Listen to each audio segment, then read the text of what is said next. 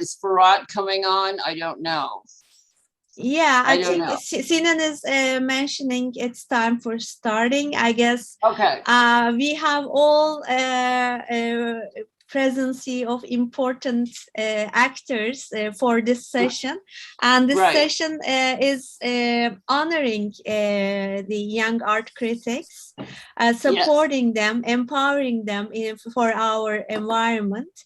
And for this reason, without further ado, I would like to give the microphone to Jim Bundy, so who has taken given the support for announcing this year's Young Art Critics Award. So are you ready? Is that okay? Shall I go? Yes, please. Okay. So anyway, welcome to Midnight in Anchorage, Alaska. I'm Jean Bundy, Aica Awards Chair.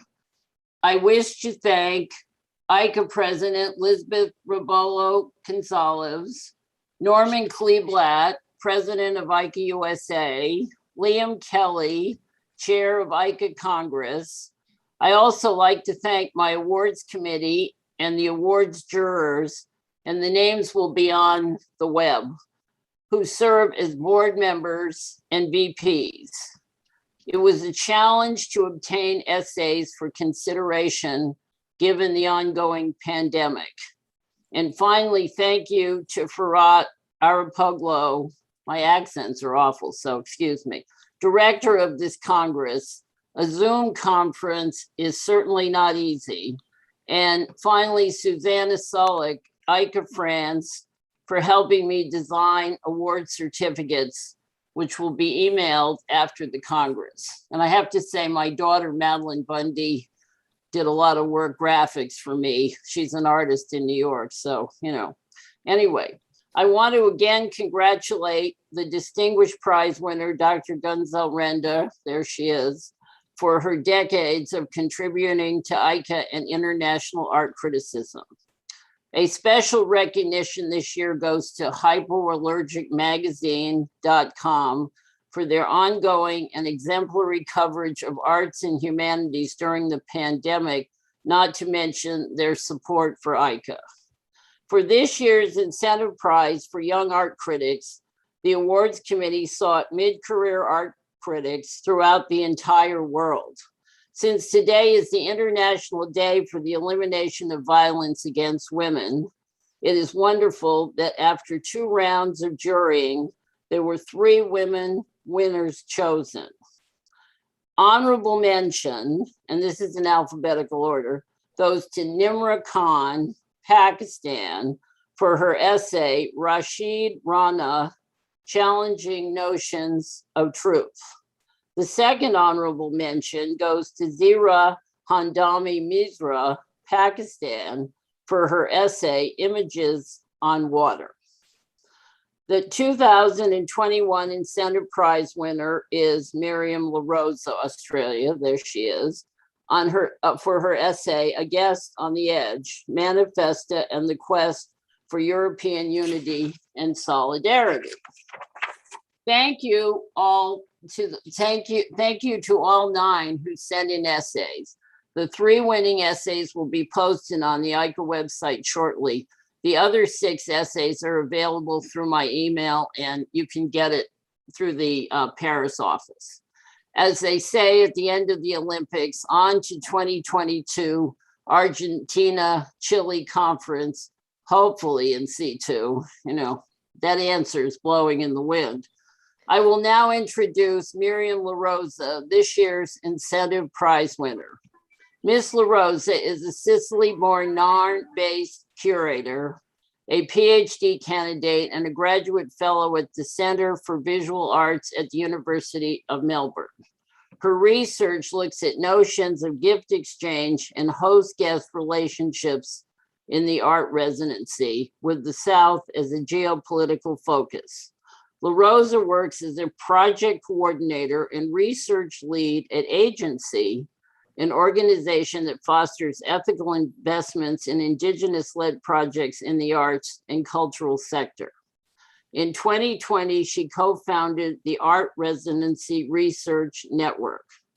Since 2015, La Rosa has developed, co-curated, and participated in many residencies, exhibitions, and projects across Italy, the UK, Holland, and Australia, and is currently treasurer of Aica Australia. It is my great pleasure to present Miriam La Rosa. There you go, Miriam. Have the show. Thank you so much, Jean. Oh, you're welcome. Thank you for your lovely introduction. I would like to thank Aica and also the award jury for taking the time to read my words, as well as my colleagues at Aica International for the Aica Australia for their support. It is an absolute honor to receive this prize. Before I begin reading an extract of my essay, I would like to situate myself. Although this event is taking place online, I'm speaking to you from the land of the Eastern Mar people. And so I would like to acknowledge the traditional owners of this land and pay my respects to their elders, past, present, and emerging, for their hospitality. I wrote this essay last year at the beginning of the pandemic, when life as we knew it began to take a very extraordinary turn. It was published originally on a special issue dedicated on biennials of the On Curating Journal. And it speaks about the traveling European Biennale Manifesta that in 2018 took place in Sicily, my homeland. While the text looks critically at the exhibition and its history, it also is an occasion to consider wider issues that are related to contemporary art and the tension between the imagined collective identity of the European Union and the unique specificities and identities of the places that are contained within the geopolitical region that we call Europe. As you already mentioned, the title of the essay is Guest on the Edge, Manifesta and the Quest for European Unity and Solidarity. And you can find it in its entirety on the Aica International website, but I will start reading the introduction now. Melbourne, April 12, 2020. I'm writing these words from what has been for over 3 weeks now, my new office, the dining table of my living room in Melbourne. Exactly 1 month ago, the World Health Organization declared COVID-19 to be a pandemic. And an unforeseen chapter of life in isolation began for us all. From that same day, however, my thoughts have been housed in Europe. The current health crisis is wildly affecting cities and regions of all continents, with my home country, Italy, and other European neighbors contending for pole position. The effects of the virus surpass both physical and mental health, to also impact global politics and economy. They are mainly negative effects, since the number of confirmed cases and deaths has been increasing. And most political structure and economic systems are being challenged. Yet there is hope for positive change as well, regarding, for instance, our future relationship with the environment and a revised understanding of community, communication, and work. These events have shaken the world as we knew it, but my concerns equally relate to the aftermath. How much of the isolation, social distancing, cleaning, and closing down will be scarred into our bodies and minds? Whilst we're strengthening the links to those who are the nearest and dearest in our hearts, will we forever remain afraid of getting close to strangers? On a geopolitical level, Europe is facing the revaluation of two notions deemed as foundations of its modern constitution and identity: unity and solidarity. The latter has become the 2020 buzzword. From the UN declaration to the clinical trial launched by WHO to find a treatment for the novel virus, solidarity stands as a desired yet controversial objective. The European Union plays the role of protagonist in this scenario. At the point of writing, the EU member nations are in fact struggling to find an agreement on how to respond to the health crisis in economic terms, with some countries still refusing to support the conversion of the European Stability Mechanism, a tool to help those confronted with financial hardship, into Eurobonds, now also dubbed Corona bonds, that would generate a shared debt rather than individual obligations for each nation. The political leaders of the member states that advocate sharing resources and with them responsibilities are therefore asking, what are European unity and solidarity? Thinking about the way the EU has handled the flows of people landing on its shore thus far, I'm afraid they should not be surprised. Most likely, unity and solidarity are not priority targets of the European agenda, for we always knew that the EU was primarily born as a strategic placeholder. In light of these events, this paper is located in Europe to look at the nomadic biennial manifesto, whose 13th iteration was supposed to take place in Marseille, France, in June 2020, and has now been postponed, along with its very timely title, Trade Union, which in English translate into hyphens, elements of conjunction. Among the large-scale exhibitions that have shaped contemporary art since the mid-20th century, Manifesta was founded with the ambition of building bridges throughout European cities of the East and the West. By its third edition, this aim further grew to tackle the gap between center and peripheries, and by the fifth edition, the north-south divide of the region. This paper references the biennial's inception, discussing in greater detail the latest iteration to address the following question. Does Manifesta imagine values of unity and solidarity in the European context, or does it instead present in the contemporary art field an idea of Europe as a fragmented hegemony? Now, I very quickly wanted to just comment on one particular work that I analyze in depth in this paper, and it's a work by Sicilian artist Giuseppe Lana that is entitled Square. I'm going to jump into another section of the paper and close it here. It is the contribution, this work is the contribution to the collateral program of the 2018 edition of Manifesta by Sicilian artist Giuseppe Lana. Square featured a series of billboards where Lana printed a famous quote by Italian dictator Benito Mussolini, and I quote in Italian: "Un popolo di poeti, di artisti, di eroi, di santi, di pensatori, di scienziati, di navigatori, di trasmigratori." End of quote. This was translated by the artist into 4 languages among the ones spoken in the Mediterranean: Arabic, Hebrew, Turkish, and Greek. The original quote is inscribed on the roof of the Square Coliseum, a fascist-era building in Southeast Rome, used as a slogan by Mussolini to emphasize Italian nationalist ideals and an intention towards colonialism. Lana's gesture with this work aimed to reflect on the political climate of intolerance and growing nationalism in Italy, strongly supported by the then Deputy Prime Minister Matteo Salvini and his open fight against refugees and non-citizens of any sorts. His act of translation, the artist's act of translation, prompted exclusion for people who cannot read the language, could not understand the content of the sentence. Concurrently, it aspired towards the inclusion of those migrants who, native speakers of one of the 4 languages, could appreciate the meaning of the quote, and perhaps, without knowing its original context, find a positive form of identification with it. Undoubtedly, Mussolini would have not predicted, or certainly hoped, that by now Italy would be populated with many other poets, artists, heroes, saints, thinkers, scientists, navigators, and travelers of non-Italian origins.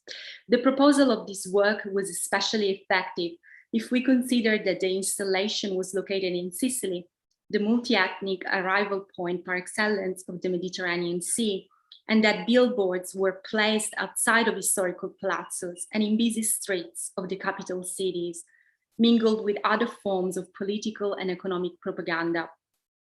Nevertheless, the provocation and energy raised in a work like Square was only momentary. Once Manifesta left Sicily to relocate in France, reviews and critiques went back to highlight Palermo, the capital city's return to a condition of sleep, pointing a finger at the city's administration as much as the biennial itself. The blessing of Manifesta, therefore, turns out to be its greatest burden, that of being one guest event amongst ever-rotating other host cities. And I'm gonna close here because there is not enough time, and I hope that you can read it in its entirety in your own time. Thank you.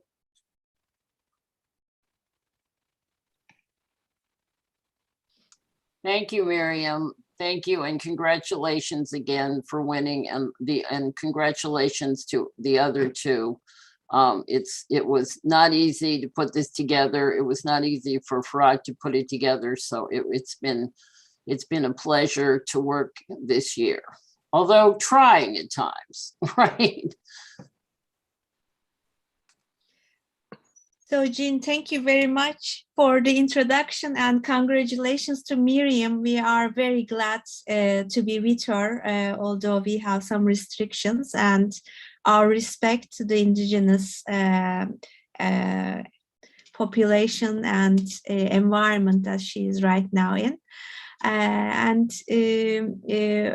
We right now with the webinar, we don't have any kind of support mechanism for feeling and sharing our hope and excitement about this award, and how we share the common work that you are putting so much effort. And I do also wish all the best of luck, with the promise that I'm going to read your whole work. So thank you for being with us during this session of Young Art Critics Award. Respecting the time, I would like to give the floor to our keynote speaker, Hilary Robinson from University of Loughborough, and we are following her work with great excitement about feminism, about art and theory in this special occasion. It's our honor to welcome you, Hilary. So please, I would like to give the microphone to you. Thank you so much, and thank you to Aica Turkey for this invitation. It really is a great honor to be able to speak to you all. I'm going to first, it says host disabled participant screen sharing. Could you let me do that? Thank you. And in the meantime, I will just say that I've been working on a book for far too long called A History of Feminism and Art, or Feminism and Art, A History, or something like that. And the first sentence of the book, this is an impossible book to write.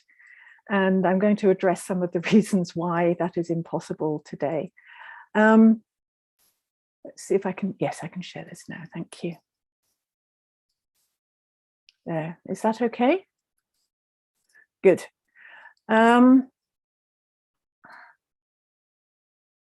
Yes, and I want to say also that some of what I'm saying is taken from a paper that I published earlier this year in this book. So if you want to read the full-length version of some of what I'm talking about, it's in this particular book. As feminist thinking began to interrogate the ways in which art had been written about and could be written about, normative, academic, and disciplinary boundaries were breached. Increasingly, the discipline was recognized as being founded upon and embodying Eurocentric, colonialist, patriarchal values, which shaped all its discussion of cultural worth and power and its internal structures. This feminist critique has not been straightforward. Even within Anglophone cultures linked by language, we cannot assume transparency, communication, interest, inclusion, or even shared basic knowledge. In Britain, for example, where I'm speaking from, virtually nothing is known or understood of feminist thinking, art, and art writing from the island of Ireland, nor indeed that from Australia. Further, speaking here in English for a multilingual audience, I have to acknowledge the influence of the publishing industry, the power of English language authors. There is far greater willingness to translate from American and British English into other languages than to translate from other languages into English, let alone to try to understand how English language translations are interrogated in the communities where they are read. So, for example, what does it mean if Griselda Pollock is translated for a readership in Taiwan? How is her work interrogated? And all of this can reinforce dominant UK-USA blind spots and assumption that there is nothing there. It builds into knowledge structures a misrecognition of feminist histories in art and a forgetfulness that as soon as we use the very word feminist, we are deep in Eurocentric concepts. But to gain some clarity about the extent of the problem, it's also important to note the difficulty of achieving feminist change in the discipline of art history and the persistent resistance of it to change.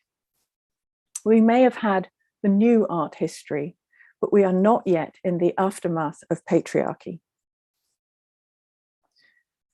It's a salutary experience to turn to a discipline's account of itself. This is Christopher Wood's 450-page book, A History of Art History. Big, hefty tome, published by Princeton University Press in 2019. Here, exclusion of women artists and art historians from the discipline appears taken for granted. Halfway through, he mentions that more than one woman writer of distinction took up the form of a monograph in the 19th century. He names two. Later, he mentions Erika Tietze-Conrad as unable to get a teaching position, and her 1911 essay discussing the exclusions of women from art history and why they need not be excluded in the future. But he does not give her reasonings nor bibliographic details. 40 pages later, he mentions Stella Kramrisch was the only European and the only woman appointed to the University of Calcutta, age 25 in 1923. And these are his only references to gender, beyond which the gendered nature of art history, its discourses, and its profession is not discussed. It's rendered invisible, literally unremarkable, and is further reinscribed through the lack of references to women. Kramrisch is the only woman art historian whose work is discussed at any length, 3 pages on her book, The Hindu Temple. Anita Brenner is quoted on Mexican retablos and referenced 5 more times. Anna Jameson and Susanna Langer are name-checked. Mary Merrifield is described as non-academic. A passage by Susan Sontag on chinoiserie is quoted. Lady Elizabeth Eastlake is mentioned as wife of Sir Charles Eastlake and as a translator with 1 book of essays. Elizabeth Coffin, we're told, gained the first art history advanced degree in the USA. 3 women art collectors are mentioned in passing. When it comes to artists, 14th century Caterina de Vigri is named. Pliny's account of Aia of Sisyphus is cited, and Petrarch's later misnaming of her. Artemisia Gentileschi is name-checked with 3 other artists as letter writers. There's a page of quotes with an interview with Eva Hesse as an example of how modern artists have no interest in history. And that is it. 18 women in an index of over 800 names. The disregard of Wood for the contributions of artists and scholars, other than those who are white, is even more dire. As far as I can tell, under 10 Chinese artists and writers are named, 1 South Asian, and Cornel West, who gets a mention in 1 sentence, appears to be the only Black person. Now, my point here is not that women should be inserted into a narrative where they have not existed. My point is that the work has been done to show where women artists and art historians have been active, what their contributions and significance has been to art historiography. These are just random photographs from my bookshelves. But here is a major contemporary academic publication on the discipline with an author who is either unaware of this part of his discipline and is content to replicate those exclusions, or if he is aware, he thinks it not worth discussing. And there are issues, of course, as well around academic publishing and the choices that publishing houses make. So this is a measure of the problems that feminist thinking continues to face in art history, and a measure of the disregard of the discipline for art historiography by feminists through the last 50 years. Following these observations, I want to note the swell of publications addressing contemporary political art and visual activism. Not surprisingly, much of this falls short in the analysis. Simply put, what has been written has mainly come from men, most of whom are white, and most of them based in America. And not surprisingly, much of this falls short of an analysis that an inclusive feminist politics might require. However, because it's from men who might be assumed in many respects to be allies of women and of feminism, it's important both to acknowledge that work and to examine it critically to find out precisely where it might be politically inadequate. And I'm going to just quickly mention three articles that I talk about in the publication at greater length.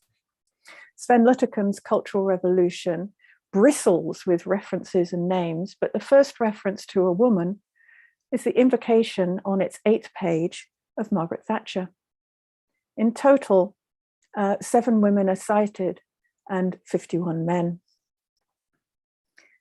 In his long essay, Image Space Revolution, W.J.T. Mitchell provides an iconographic response to the 2011 occupations of public spaces in the Arab Spring and in Occupy Wall Street. In this essay, he refers to 60 men and 10 women. Boris Groys's essay on art activism in his book here, he names 21 men and 1 unnamed Black woman is referenced. And indeed, in this book, in the fold, there are no women or people of color named in the index. So what difference, I've leapt ahead, hold here a moment. What difference would have been made with the consideration of the work that has been written on gendered power relations in politics and culture, from, say, Simone de Beauvoir to Bell Hooks, Griselda Pollock, Gayatri Spivak, Sarah Ahmed, innumerable others? How does this indifference allow us to understand feminist political subjects as makers of artworks and political actions? How do these articles enable their readers to be makers of effective, informed, engaged artworks and actions? What I'm focusing on is exposure of the structures of patriarchal thought that remain within our disciplines.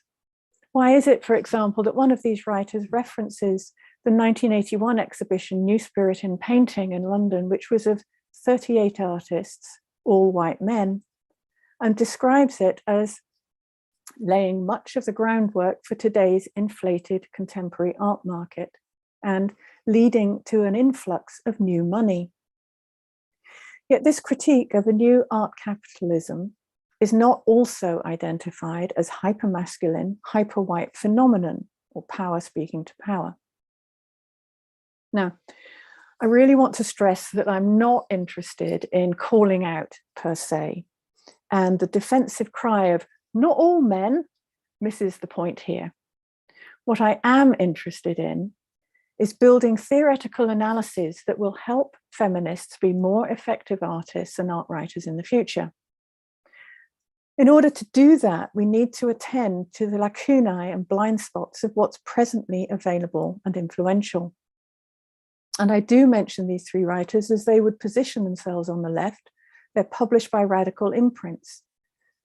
In other words, they come from a place where we might expect the concept that Miriam was just talking about of solidarity. Further, They demonstrate the scale of omission that demonstrates continued patriarchal thinking by sections of the left in the aftermath of new art history. So why is this important, other than simply indicating partiality or lack of equity in their work? Sarah Ahmed has stated, feminism is at stake in how we generate knowledge, how we write, and who we cite. Citation, she says, is feminist memory. Citations can be feminist bricks. They are the materials from which we create our dwellings. The dwellings here, the brick walls, as Ahmed would say, are antithetical to feminist politics. Feminist memory has no home in these texts. This has profound implications for their readers being able to develop radical politics of visuality and the making of, understanding, and being in visual culture. Furthermore, women who are at best a brief shadow in these texts have no home in them. One conclusion is that these texts are as irrelevant to those who identify as women and to those who have feminist politics as actual women are to the writers of these texts. So I have a bunch of further questions that come out of this. How does the writing out of women and of feminist thinking affect artists and art scholars who want to learn about feminism? How will it help those who need to analyze the political and cultural challenges they are facing? How will it help us develop feminisms fit for purpose? If major museums are at last, some are, historicizing and canonizing some work made with feminist intent, what does it mean if major critics on the left are not themselves recognizing work by women or with feminist intent? What does it mean for the politics of liberation and for solidarity in the face of neoliberalism and the rise of the far right, if those who champion and theorize such resistances cannot even recognize their own blind spots? How efficient can strategies of resistance be that are developed after reading such work? In short, if analysis is being carried out and theory developed and strategies proposed primarily by white men based in the USA, focusing on visual culture and art by white men based in the USA, then how can we trust the propositions that emerge from this narrow focus to work for other liberatory movements than those benefiting white men based in the USA? And I'm going to read a paragraph here from the Jamaican British cultural theorist Stuart Hall's introduction to his book about Thatcherism. I'm putting it up here. I'm going to read the whole thing out. I've spent more time in this brief introduction trying to set out the essential starting points in my analysis of Thatcherism than I have given to the crisis of the left. But that is because analytically the two cannot be separated. I've come to a particular view about at least the elements of a strategy of renewal on the left because I think I understand what constitutes Thatcherism as not simply a worthy opponent of the left, but in some deeper way its nemesis, the force that is capable in this historical moment of unhinging it from below. Thus, what I say about the crisis of the left is a sort of mirror image of what I say about Thatcherism. The only way of genuinely contesting a hegemonic form of politics is to develop a counter-hegemonic strategy. But this cannot, in my view, be done if we go on thinking the same things we've always thought and doing the same things we've always done, only more so, harder, and with more conviction. It means a qualitative change, not the recovery of lost ground, but the redefinition under present conditions of what the whole project of socialism now means. I think we have much to learn from Hall. Clearly, Thatcherism was a movement he had no sympathy with, but he does recognize it as a worthy opponent, i.e. one that has to be taken seriously, with which we have to engage. But it's also the nemesis of the left, the movement that can unhinge the left from below in that particular historical moment. Hall asks us to broaden our awareness, to be aware of the Thatcherite project not only as something deeply regressive, particularly for people of working classes, people of colour, and women. But he also asks us to recognize how the rise of the neoliberal right was enabled through a deliberate shift in the common sense of everyday understandings in culture and language. The historical changes of the moment brought through Thatcherism meant that the positions and forms of debate were shifted away from where the left had been focused and how it engaged. And this is how the British left was unhinged by Thatcherism. I think we can use Hall's argument to reflect on the rise of the right today: Trump, Orban, Modi, Bolsonaro, Erdogan, Johnson, and others. Hall's paragraph pivots on the sentence, "The only way of genuinely contesting a hegemonic form of politics is to develop a counter-hegemonic strategy." So I want to recognize the hegemonic relationships fostered by the current right-wing agenda, the use of othering on a massive scale and in the name of a common sense that has today surfaced explicitly in the politics of such leaders. The others include other nations, other skin colors, other religions, other centers and structures of power, other genders, other ways of building families, other ways of controlling reproduction. This hegemonic shift that is underway is increasingly apparent. While there's increased state control, for example, over movement, wealth, reproductive rights, nonetheless, the language used to represent these policies shifts our focus away from the state towards what is supposedly beneficial for the individual, moving us from a discourse about collective responsibilities, as in the post-war state in Europe, to a discourse where the desires of the individual in the marketplace should take precedence. And of course, we can talk about mask wearing in relationship to this. Because of this shift, there's an urgent need again to take up Hall's challenge, develop a counter-hegemonic strategy. The urgency for those aiming to resist the rise of the far right is to develop a counter-hegemony that in its default mode will include the multiplicity of those who are being othered. We cannot build resistance where the default mode, the benchmark, frame of reference is white men in an Anglophone context. Our intellectual and strategic weapons cannot countenance a continuation of patriarchal foundations that have informed the very growth of the far right. A first step then has to be analysis of where dominant ideology endures within movements of resistance, and hence my mention of the worthy opponents of Luttikin, Mitchell, and Groys. There's a danger that without this work, feminism and other movements of liberation could indeed be unhinged. We can be distracted from collective purpose. Questioning and doubt, of course, is prerequisite for movement building and for developing counter-hegemonic strategy.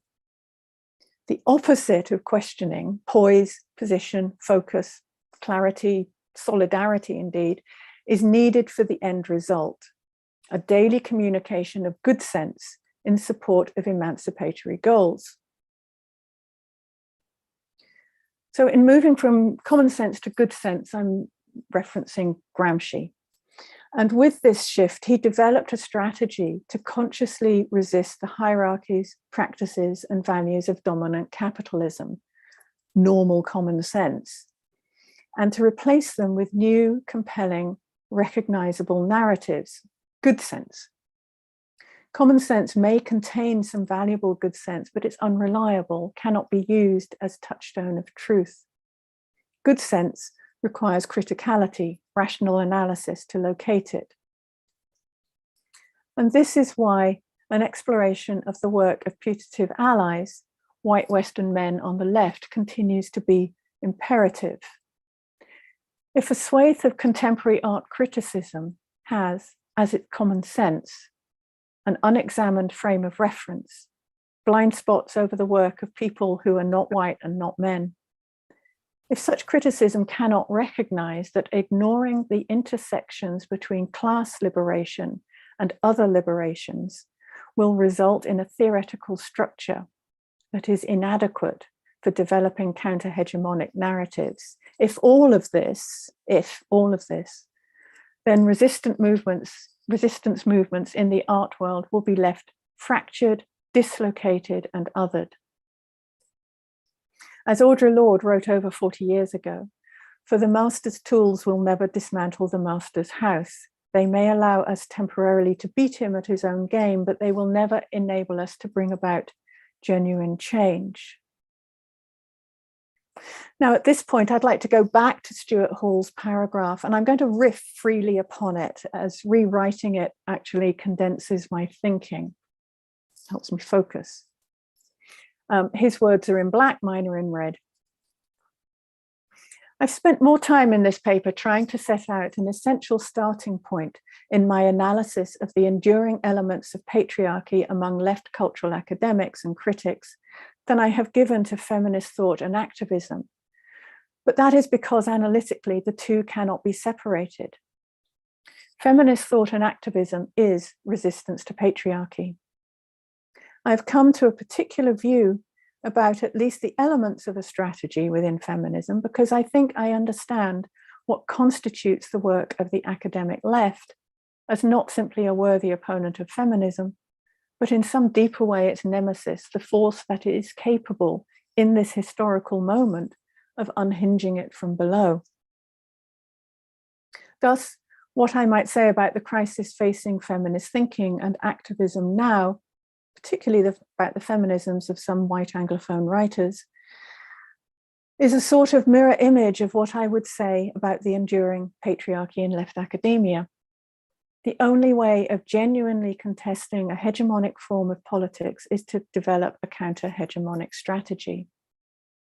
But this cannot, in my view, be done if we go on thinking the same things we have always thought, doing the same things we've always done, only more so, harder, and with more conviction. It means a qualitative change, not the recovery of lost ground, but the redefinition under present conditions of what the whole project of feminism now means. Stuart Hall's reasoning has led me to make this challenge to the whole project of feminism. Yet if we turn to the feminist visual activists that have been written out of their texts, of the writers I mentioned earlier, we can see the makings of a response to my challenge. We see it in the rise of visual activist feminist groups like, seen clockwise, La Barbe, Pussy Riot, Gulabi Gang, or Sisters Uncut. We see it crucially in Black Lives Matter, founded by 3 queer Black women. It's deeply and committedly intersectional, actively and structurally supportive of all who identify as women.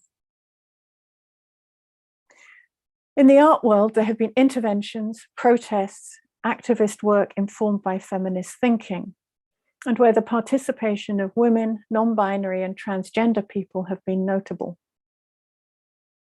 For example, the group Where is Ana Mendieta made this powerful intervention in protest at the omission of Ana Mendieta from the opening exhibition of Tate Modern's new extension, which included Carl Andre, believed by many to be her killer. Setembele Msezane in South Africa is involved in activist practices and makes political interventions with her artworks. Tanja Ostojic from the former Yugoslavia draws attention to the sexual politics of migrations in street performances and other formats. Jeanette Ehlers attends to the legacy of slavery in Denmark. Emily Jassia represents the daily commute between Ramallah and Surda. Milica Tomic requires us to understand the effects of nationalism wherever it is. Lida Abdul makes us question, what is the White House? Vanessa German in the USA calls herself a citizen artist for both her New York gallery sculpture and her local Pittsburgh community art activism. Paula Rego's paintings on the theme of abortion fed into the discussions in Portugal, leading to the 2007 referendum to decriminalize abortion. While in Ireland, for the 2018 abortion referendum, Cecily Brennan, Ethne Jordan, and Alice Maher founded the artist campaign to repeal the 8th Amendment And I could go on and on with a whole book full of names, but I'm drawing to a close here.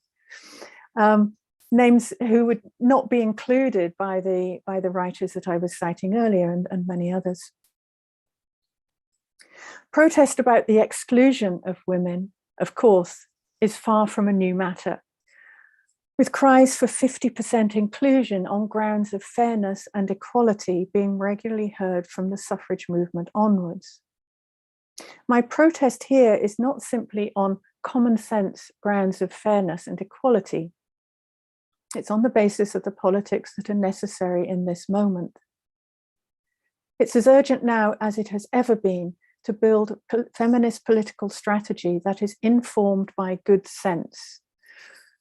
The rise of the far right supports a series of strong leaders who are demonstrating how fragile democracy and inclusive human rights can be, hard-won human rights. This urgency reverberates in our corner of the art world, which intersects with political thinking.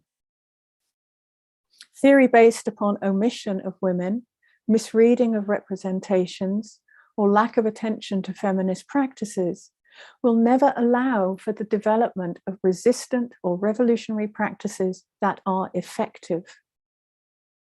Theory that recognizes that it is prefigured by practice, and therefore both tests practice and tests itself against practice, will allow us to develop feminist tactics and visual activism that are increasingly effective in practice. If our collective thinking still admits such egregious omissions as I have identified here, then our practices as artists and writers will not be sufficient for the formidable task in hand. Thank you. Thank you so much, Larry. So a lot of thoughts, and I just figured out that with that mention, this kind of, hectic timekeeping, all that kind of analytical matters that are forcing us to omit our female part, let me omit mentioning recognizing from the previous session Nimra Khan, that she is right now present with us as an honorable mention, and we were not able to mention her name. Just Jean has read it, but I acknowledge that she is present and with us as a panelist. And I have briefly seen also Zehra Hamdani Mirza. My sincere apologies as a moderator for not mentioning their names before closing the session. So after mentioning these two female names and that they are present in our session, I would like to invite all of our colleagues for discussion about the notions that you have raised. Thank you. Thank you. So I just want to start. I am a faculty in a UNESCO chair for cultural politics and diplomacy, and I'm an advocate of the 2005 Convention on Cultural Diversity and Protection of the Rights. So it is directly linked that all that kind of advocacy also related to gender work that we are trying to do in a rather developing country of Turkey, who has ratified the convention, and after abandoning the Istanbul Convention for women's rights. So this is the convention that we are sticking for promoting the conditions of the creatives and artists. So I would thank you again for your very important and critical work, for raising also a lot of questions in cultural policy scene. Thank you. And I think there was a big demonstration, wasn't there, in Turkey? Last night, yes. Ebru Hocam, please. Hello, Hilary. Hello, Ebru. It's such a great honor to have all of you here. I couldn't get a chance to say hello to everyone. Thank you, Hillary. It's been an honor to host you here. I just would like to to mention some points because as you have mentioned, I mean, we just had a huge protest last night, and it was about the violence against women. What I would like to say is that you are raising the blind spots in the knowledge production, in which art criticism is also playing a role, and it's also multiplying the violence in the epistemic violence in the knowledge production, and you are also emphasizing the problems of dealing with this. Yes. While we are dealing with this problem, we are also multiplying the problem. That is also the case, what I've observed in Turkey as well. What do you think about self-organizing communities and their ways of learning with each other, learning from each other, and like the emerging ways of sharing knowledge? Do you have some information, or do you have some experience, especially in knowledge production practices of feminist art criticism? Gosh, my experience is that it's difficult. Yeah. You know, it is real work. Yeah. It's real work, even to talk with people who are ostensibly similar to yourself. Mm-hmm. You know, if the history of feminist groups, I think because of the emotional closeness as well as the political closeness that builds up, is also a history of feelings of betrayal. Mm-hmm. And those communications are very, very difficult. And this is why I was talking about the moments of instability, and you need some instability in order to create new growth. I think the metaphor I would like to use is, it's like not simply saying pull up a chair to the table, but it's actually rebuilding the whole table while you're trying to eat. And you're trying to rebuild it together while you're trying to cook something together. Simply saying, pull up a chair is not good enough, because you're expecting the structures to remain as they are. It's an assimilationist model. Mm-hmm. So the kind of feminism that I would take issue with would be, I mean, probably one of the best known examples would be Sheryl Sandberg's book Lean In, which she wrote when she was still at Facebook. I think she still is at Facebook, I'm not sure. Which should have a subtitle, mm-hmm. How to Assimilate in Corporate America, mm-hmm. for white women. It's how to be part of, and we can't afford to do that. We have to try and listen to each other, and it's difficult, and we get it wrong sometimes, and we just have to say, okay, I'm sorry, I got it wrong. I'm going to shut up and listen. Mm-hmm. And it takes a lot of work. Mm-hmm. And the difference in working in women's group, where there is or feminist groups or other radical groups, where there is an attempt to work towards consensus and collectivity, takes so much more time than a simple yes/no democratic vote. Mm-hmm. Are we going to do this? 51% says yes, 49% says no. Okay, it goes through. If you're trying to build a consensus about why you should do something and listen to all the criticisms of it, it's going to take you much longer. So, those are the challenges that really are being faced. And of course, they're being faced by individuals who are separated institutionally, separated through their practices, separated through their nationalities, separated by language, which is why I mentioned the issue of translation to start off with. So trying to find formats for communication is the first essential thing that has to happen. in any groups, whether they're people who live near you or on the other side of the world. Thank you. Which is also a thrilling process, you know, when it's working, it's extraordinarily wonderful and, you know, very positive, but it is hard to get there. Jean has a question. Oh, I have a question. I mean, this is very interesting, and maybe Aica, we should do something on you know, a feminist conference, and maybe not quite at this large level, but something smaller that we could put together. I think it's a very good idea. Yeah, and there's a lot of, I think there's a lot of counterbalance, like for instance, you know, there's a lot of, sometimes the worst people, you know, fighting women are other women. And, you know, I think we could deal with a lot of these issues of, in an arrangement like this. So I certainly will. I thought Lisbeth was going to be on tonight. It's very early in Brazil, but I'm certainly going to mention this to her, that we ought to do something about this.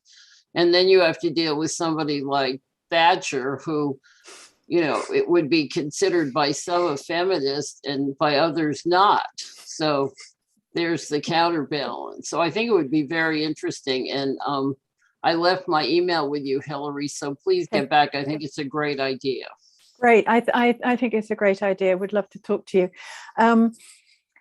Just on this thing of some of the worst opponents are other women. I mean, that's what I was, you know, almost saying. I didn't quite put it as so boldly as that, in this thing about feminism and the problems within feminism, and why that is a distraction. You know, it is a distraction from us being able to work collectively together and to recognize where the real problem is, if we're always fighting amongst ourselves and you know, getting completely distracted with those fights, rather than trying to sort them through and build solidarity.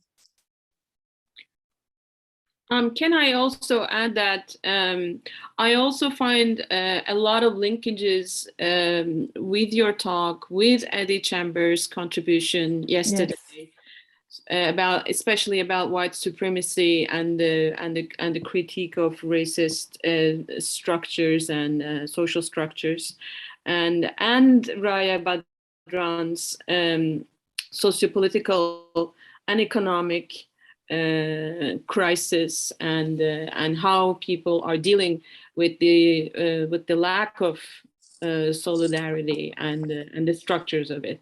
So my problem is, I'm saying this to Jean as I'm just raising a problem. Once we label conferences as like feminist, I mean, we're dealing with a lot of problems which are really interrelated with each other, like racism, white supremacy, economic crisis, ecological crisis, and as an intellectual aftermath, I think yesterday Frida was mentioning that I think we need to think about leaving some concepts and creating some concepts, and which I totally agree with that.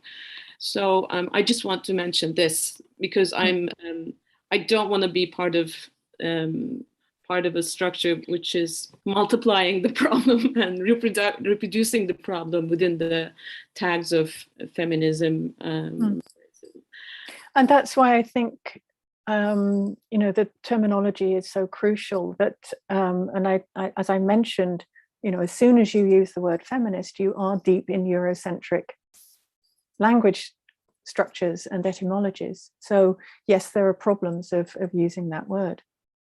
They're not problems about the necessity of building a set of politics, but a particular word can be divisive. I recognize that.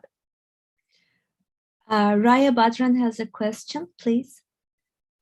Yes, thank you. Thank you, Dr. Robinson, for this very insightful talk. I was wondering, though, something that really sort of came to mind while you were speaking of the counter-hegemonic strategies, is also whether, well, where and how would you inscribe the struggles or the fights for transgender women within, or how do you inscribe it within this feminism, especially since since we've also talked about topical politics, specifically in the UK, there's a really hotly contested, I mean, this whole TERF issue, TERFs in academia, women sort of like playing the gender card for having very or TERF-like public discourses on transgender women, etc. So how would you inscribe it within this within these strategies that you propose, or that we should be working towards? Thank you for your question, and thank you also for your extraordinary presentation yesterday. It was very informative and very moving as well. Thank you. I think this is something I was kind of hinting at in my language as being one of the issues within feminism, and I hope that my language made it clear that I was attempting an inclusive and expansive set of terminologies, and this takes me right back to the Stuart Hall quote saying, we can't do the same thing we've always done. Now, I'm old enough to remember some debates in the late 70s and into the 80s in households that have been set up as separatist households, women-only households. What happened when one of the women had a boy child? How old could a boy be before it was no longer a separatist household?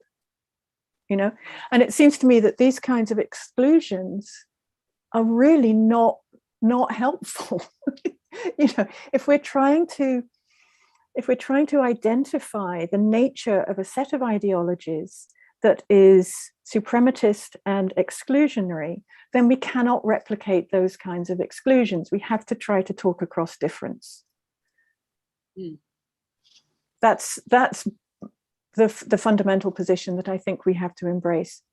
And yes, that's going to involve a lot of challenges.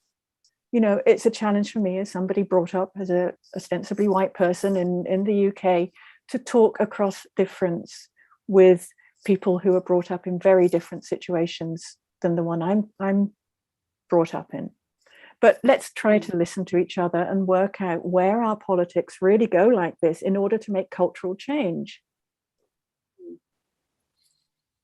Yes, because it seems to me that one of the kind of that really the sort of I think one of the major issues that feminism has right now is obviously the question of intersectionality, the question of intersectionality, and whether or not transgender women are women, and this is obviously something that is weirdly enough accepted in some feminist circles, Yanis. So it's almost like a reclamation of what feminism ought to be, or ought to kind of or ought to be in a sense. But in the same token, we really don't want to prescribe what exactly is feminism at the same time. Or I don't know if I'm making sense. So in our effort to kind of like redefine what feminism is as a sort of inclusionary collective action, or political and otherwise, whilst being very cautious about not being dogmatic about what it ought to be, or like these are like the edicts of what feminism should, yani. Well, I know what, I know what you're, and I think my immediate response is that feminism is not an identity. Feminism is a set of politics. You know, there are men feminists. You know, there are. You know, it's not about. You know, it's not. You know, I'm a woman, therefore. And you know, I can only reiterate, talking across differences is really hard. I think that you know, and this is something that has bedeviled feminism throughout. I mean, the suffrage movement, for example, there were parts of the UK suffrage movement that aligned eventually with socialist movements, and there were parts of it that became thoroughly racist, and individuals who went off to join Oswald Mosley's fascist party. So, you know, within feminism, there's always been that potential for total oppositional politics in other ways. And you know, if you go to the suffrage movement, you can see the women who joined the right-wing parties as almost being that assimilationist model. They just simply wanted the present structures of privilege to remain intact, but with the addition of women being able to vote. And you know, and that to me is the seat at the table version rather than the rebuild the table version. Thank you so much. Thank you very much. I think we are running out of time, but Paula Kane, I think, had a question. I just quickly wanted to ask Hilary to clarify this interesting term, talk across difference, and how talk across difference relates to intersectionality, or differs from intersectionality.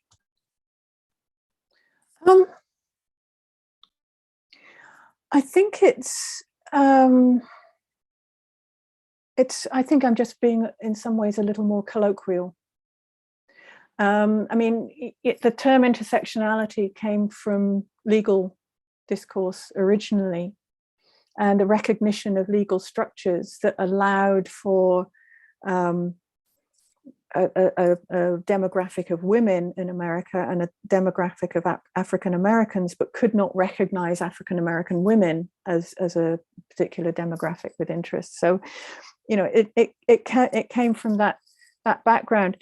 It has, in some occasions, slipped into a form of identity. And actually, I think it might have been Eddie was talking about this, not yesterday, but at something else that he did, where Eddie, I'm sorry if this wasn't you, but I remember saying a student introduced themselves as being the intersectional student. So, you know, there is a danger that when you get a term that sort of slips back into common sense rather than good sense, it can be reduced. And that is, you know, that becomes problematic. So I think when I say talk across difference, I'm actually trying to talk about a process, and I'm trying to activate that process rather than point to a thing, intersectionality. So I think that's probably why I chose that difference at that point. Thanks. Ebru Hocam, you are the host, please. I am giving you the word. I just wanted to make a remark here. Rather than tagging with words, maybe we should, as an aftermath practice, maybe we should more talk about how we do things and how we organize and how we shape our practices. That is where we notice the differences. And I'm saying this as a political organization, of course. Thank you. Thank you so much. And I, if I could just sort of wrap up by saying, I hope that it's recognized that what I'm trying to do is to say to the white men writers, you know, who are on the left or even the center left or whatever, that, you know, I'm trying to say, okay, let's talk. You know, there's no space for defensiveness at the moment between people who need to build solidarity with each other. You know, we need to do the work. I mean, during a time of polarization, political polarization in Turkey, your words are really healing and motivating, and hopefully trigger inclusion, more inclusion. Thank you very much, Hilary Robinson. It was an honor, privilege to have you with us. Thank you. So, yeah. So since we are running out of time, I'm like the rabbit in Alice Wonderland. So I'm late. So I don't want to keep our third session panelists wait. And without even a break, I would like to invite Ming Turner for her discussion. I think she is with us. Yes, I'm here. Okay, perfect. Would you like to have a screen share or?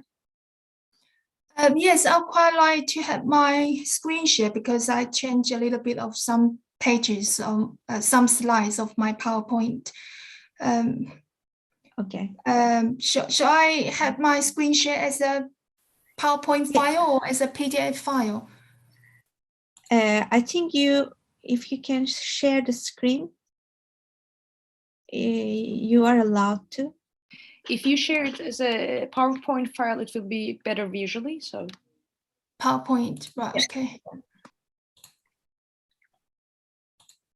So I suggest during our third session of the panel, we have 3 panelists that we collectively gather the questions at the end of our panel and have a discussion there. So each panelist have 20 minutes. And accordingly, right now, I invite Ming to take her turn. You have the microphone. Right, okay. Right, thank you for inviting me to deliver my paper here at this conference, especially during COVID-19. This is my first and my only conference this year, although it's online. Right, I'm going to start my paper now. Before the lifting of martial law in 1987, the art community in Taiwan was relatively reserved, and it was even subject to monitoring by the Chinese Nationalist Party, the KMT. Following the lifting of restrictions, i.e. the martial law, the political aura of Taiwan changed fundamentally, and the island has enjoyed a huge boom in its economy, which then saw Taiwan's contemporary art scene thriving, especially in the case of work created by women artists. So this paper explored the questions related to contemporary Taiwanese women's art since 2000 and how art demonstrates women's role in the post-martial law period across the intersections of Taiwan's culture, history, economic, and social classes, and with its relationship with the rest of the world. It also aims to identify a wide range of dimensions through which women's art enable us to question women's specific contributions to visualizing the concepts and impact of what constitutes today's multiple Taiwanese identities. And as a case study of this paper, it will take my recently completed touring exhibition projects, FemiFlow, Creating Female Subjectivity in Art, held at 2 venues in Taiwan in 2018 and 2019. These exhibition projects exhibited a body of specially selected contemporary Taiwanese women's art, creating since 2000. The materials and techniques used by the invited artists were varied, including natural and recycled materials, mixed media, textile creation, video installation, etc. The artworks cover subjects such as family, immigrating women, and cultural identity, as well as issues of femininity, ambiguity of femininity, and social observations. Consequently, this exhibition both brought together vital artworks of contemporary Taiwanese women's art and served as a platform for conversation and communion on the interdisciplinary nature of contemporary art in Taiwan. During the mid-1990s, exhibitions on the work of women were held throughout Taiwan, and the next 2 pages shows this page shows a study led by Kaohsiung Museum of Fine Art, which divides different periods of Taiwanese women's artwork into 4 different phases, including the incubation period between 1984 to 1945, that is during the Japanese colonization and before Taiwan was taken over by the Chinese Nationalist Party. And the sprinting of female subjectivity period was between 1945 to 1979. And art and self-awareness, time and development is between 1980 to 1999. And feminist awareness and sisterhood, time of transformation, which is the period which I'm looking at in this paper. The next 2 pages shows key Taiwanese women's art exhibitions in Taiwan since 1990s. There have been some Taiwanese women's art exhibitions, but not all of them have clear themes. And the exhibitions which are listed here are the ones which can be seen as representative examples in that particular year or that period of time. Coming back to the previous page, and the paper which I'm going to, which I'm delivering, will cover the main case of which is the show Female Flow, Creating Female Subjectivity in Art in 2018 and 2019, and I will introduce some women's art show in this exhibition in my next my next part of the presentation. Right. Okay. This is a picture of the entrance of the gallery. So in that year, 2018 and 2019, I curated this exhibition, which I just mentioned, at National Taiwan Crafts Research and Development Institute, and which was seen as in that period as another quite rare occasion on which women artists in Taiwan has been invited to take part on a grand scale and on a global level, because I invited some international artists to take part. Right, and the following 2 categories which selected women's art can outline the diversity and heterogeneity of contemporary Taiwanese women's art. The first part is entitled Female Subjectivity and Craft. In this session, I introduce a series of artworks which take women's subjectivity as their central theme and which are predominantly met with or related to textiles. Contemporary Taiwanese women's art separate themselves from the binary opposite approach of the critiques of the early feminist movements while exploring social issues, reinterpretations of local culture, and the relationship between the self and family. The first artist to introduce is Libin Yong, who is an Aboriginal indigenous Taiwanese women artist who use found objects and hand weaving to show indigenous images and culture based on a set of modern art aesthetics. 2 pieces which I will show include Memory, Barcelona, this piece, and this one, Drain.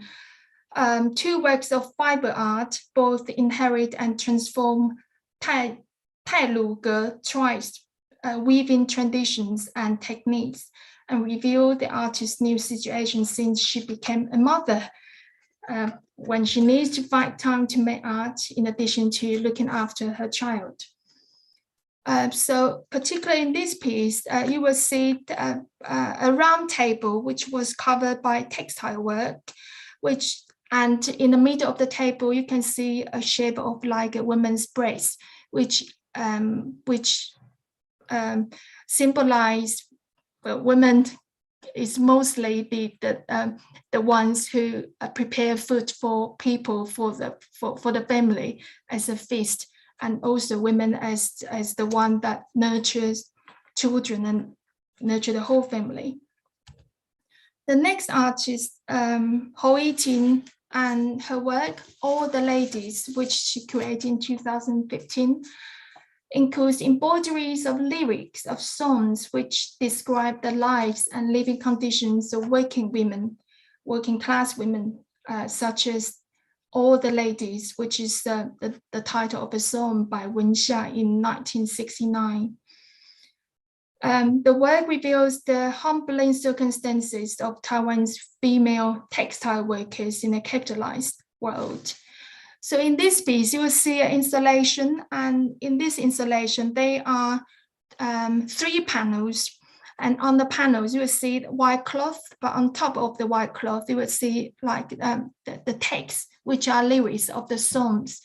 And what's interesting in this piece is that because the songs are in the Taiwanese language, whereas during the time when the song was created, it was the period during martial law when the Taiwanese language was banned. So the fact that the artist transformed the lyrics as a Taiwanese language onto the panels in this piece shows a very strong sense of cultural and even national identity, as well as gender identity for as voices for the working women.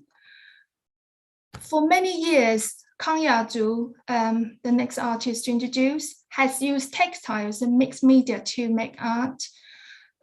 In her piece, Deep Reach of the Body Forest, she shared her experiences of taking Chinese medicine. She uses various materials such as fiber, plants, and dye to make images of skeletons and Chinese herbs. So in this piece, you will see textiles which are in the shape of bombs, and on the bombs you will see some images or some fabric which represent Chinese medicine. So she wants to visualize her imagination. So when she takes Chinese medicines, the herbs get into her bones and that cure her problem. But in this piece, also curated by Kang Yazhu, Sustainability Lost, discusses how the production of fast fashion cloth may bring additional pollution and have an impact on our environment.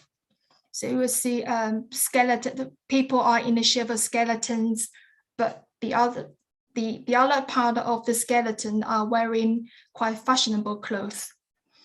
And you will also see looks like pollutions created by the factories into river and in the air. Right, Deng Wenzhen, another artist, also focuses on textile art. She used embroidery, tapestry, and plant dye, as well as weaving, stitching, and entwinning techniques to replace painting as her more usual form of creation. Deng's works are representations of the history of the Xilaya, a Taiwanese indigenous tribe. Both these pieces on the slide were created in 2017 during the artist's residency at Xiaolong International Artist Village in Tainan, Taiwan, during which time she learned about her mother's indigenous Pingpu tribe's heritage. Inspired by this new information, she used sugarcane leaves, and other local plants provided by Xiaolong farmers to curate these 2 works. So you will see the images of people on the textile work, which are in the costumes of the local indigenous tribes. Through their representations of food, Pan Pingyu, the next artist to introduce, her textile series called Family Recipes deals with the emotions of missing her home while she did a residency in New York a few years ago. Additionally, it explores the family and other historical and cultural issues through life, through culinary experiences. As one example, the famous Sichuan style braised beef noodles shown in this series and in the picture here is a combination of food introduced from mainland China with Taiwan's local flavor. As you can see in the picture, that the white part represent noodles. Family Recipes also discusses cultural integration and hybridity in Taiwan. Specializing in modern pottery, Lin Lihua's fairy series are made of stone powder clay. The artist uses acrylic paint and traditional gongbi, a type of Chinese painting skills, to render the colors in her work. The fairy figures and the accompanying driftwood and found objects constitute a fairy tale-like scene, while expressing the tranquility and peace nowhere to be found but in the utopian world or in the mythological states. The series embodies the artist's childhood memories of legends and tales, and it also resonates well with her graceful manner's sentiments as an adult. The next section, body politics and social discourses. Based on the body, the differentiation and identification of sex and gender, as well as expectations about how we view the body in society, have thus often been explored and discussed by Taiwanese women artists. So the first artist to introduce in this section, Lin Pei-chun, was inspired by the figure of Eve in the Bible. Lin Pei-chun initiated the E-Clone series in 2006. Throughout the intervening years, Lin has developed a cyborg beyond all biological traits, a semi-female integrating digital technology and gender symbols. Lin's E-Clone documents, curated in 2017, appropriate Da Vinci's manuscripts and invented digitalized images of E-Clone. On the one hand, this series showed Da Vinci's explorations of the female body as the artist, while on the other hand, it embodies the image of E-Clone. By contrasting the images of E-Clone with Da Vinci's manuscripts, E-Clone documents continuously shifting between femininity and masculinity, the digital and the hand-drawn and the present and the past. Lin specifically utilizes AR, automatic reality technique, to turn E-Clone's head and right hand into a moving image from a still print, as if E-Clone has walked into the reality from an illustrated plan to speak with viewers. So the viewers are advised to take the frame, as you can see in the picture, and by moving the frame on top of the digital print, a VR moving images are shown in the frame. Xu Wenhui also used, Xu Wenhui has been using Fastmax to curate a mixed media series entitled Transform, which is related to body and face, discussing issues such as society and fashion, and reflecting upon visual culture in the fashion industry. She turns dye face masks into twisted women's faces with bitter smile.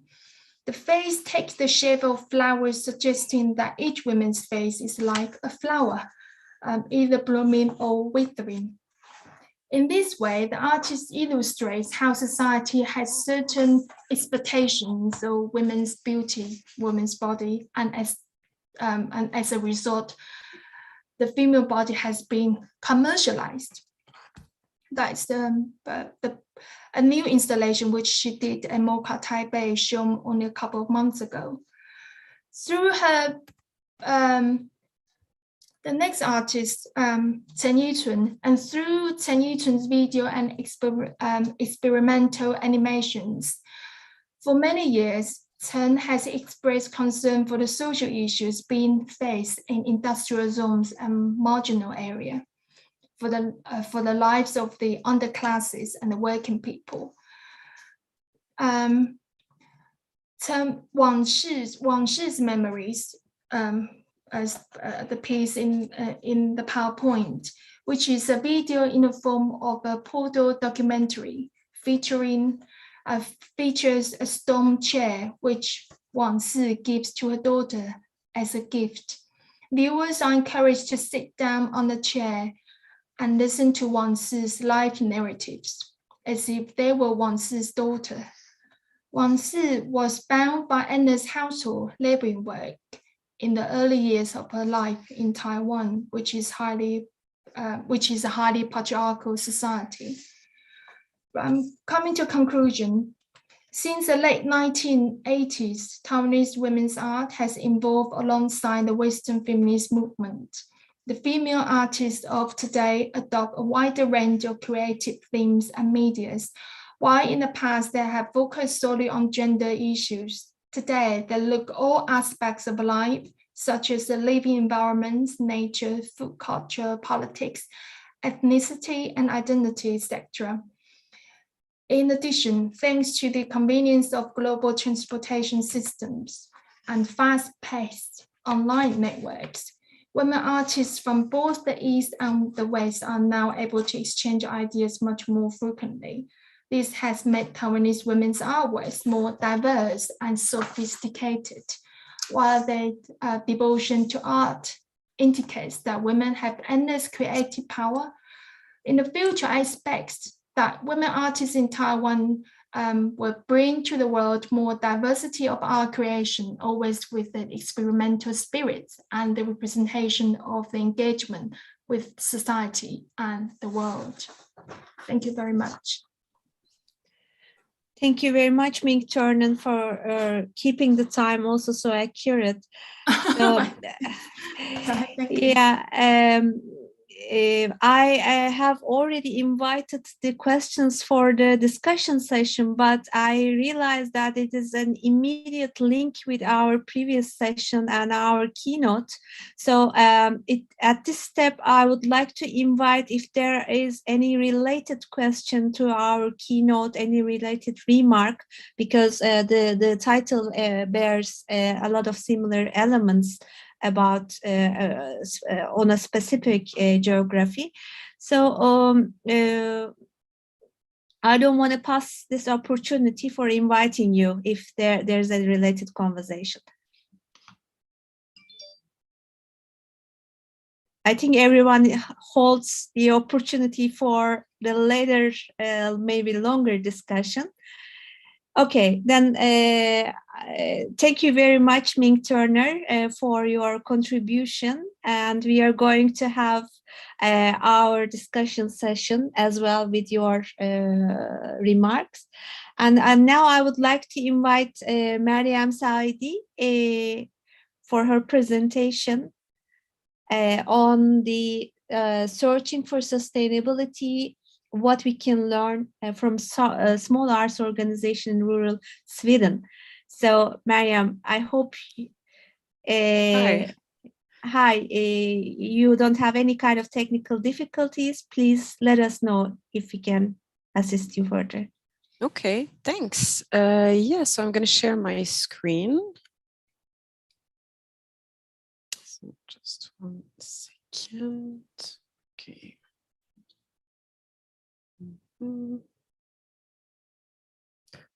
Yes. Okay.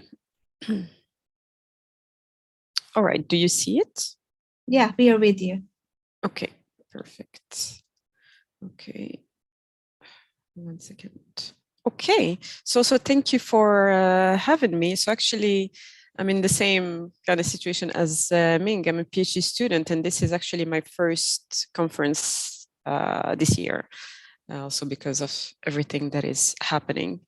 So just to be sure, now you see just my PowerPoint. You don't see my Word. We see a gray pad in front of your PowerPoint. Yes, okay. Now it's gone. Yeah, okay, perfect. Maybe okay. you can make it white screen or full screen so that you can have access. Okay, perfect. Okay, perfect. Okay, so I'm going to talk about small art organizations in rural Sweden. And first, this is an outline of what I will discuss during this presentation. And first, I just want to talk about why is sustainability in the art world more important than ever. So in today's context, today's context is really marked by the climate crisis and the COVID-19 pandemic. And there are clear signals that today we need to rethink how art institutions work with art and contemporary artists. These past months, there has been many conversations about the carbon footprint of biennials and blockbusters exhibition, among others. New terms have emerged like slow curating in relation to the fast-paced rhythm of exhibitions and art projects that were happening before the pandemic. Museums are rethinking their business models and structures and looking for new ways to adapt to what seems to be the end of an era. These questions were discussed, for example, in November 2020 in the symposium Reframing Museums, organized by the Louvre Abu Dhabi, and more recently in September 2021 during the symposium called Rethinking Museums, organized by the German institution Kunstsammlung. And in both these symposiums, director and curators from the biggest art museums in the world talked about these issues. And some keywords and key ideas kept coming back in the conversations. For example, museums need to think creatively, outside the box. And they need to include, I quote, social practices, more academic research, and more hybrid collaborations. And the aim would be to come up with a model that is adapted to the current challenges that our societies are facing. Among them, of course, the climate crisis. And so what if there are already art organizations that think and work with sustainability at the heart of their practices? And when I started my research, I realized that my PhD research at Uppsala University, I realized that some of these organizations are actually small artist-run and self-organized initiatives in rural and semi-rural Sweden. They are very interesting case to look at because they work on long-term projects that enable them to be sustainable.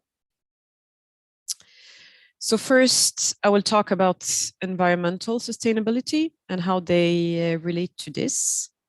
And just first, I will talk what is social sustainability. There are very different and many definitions around that keep changing actually every few years. But some of the key concepts that always come up is to be able to create healthy and livable communities, and also to kind of promote and support clean and renewable energy.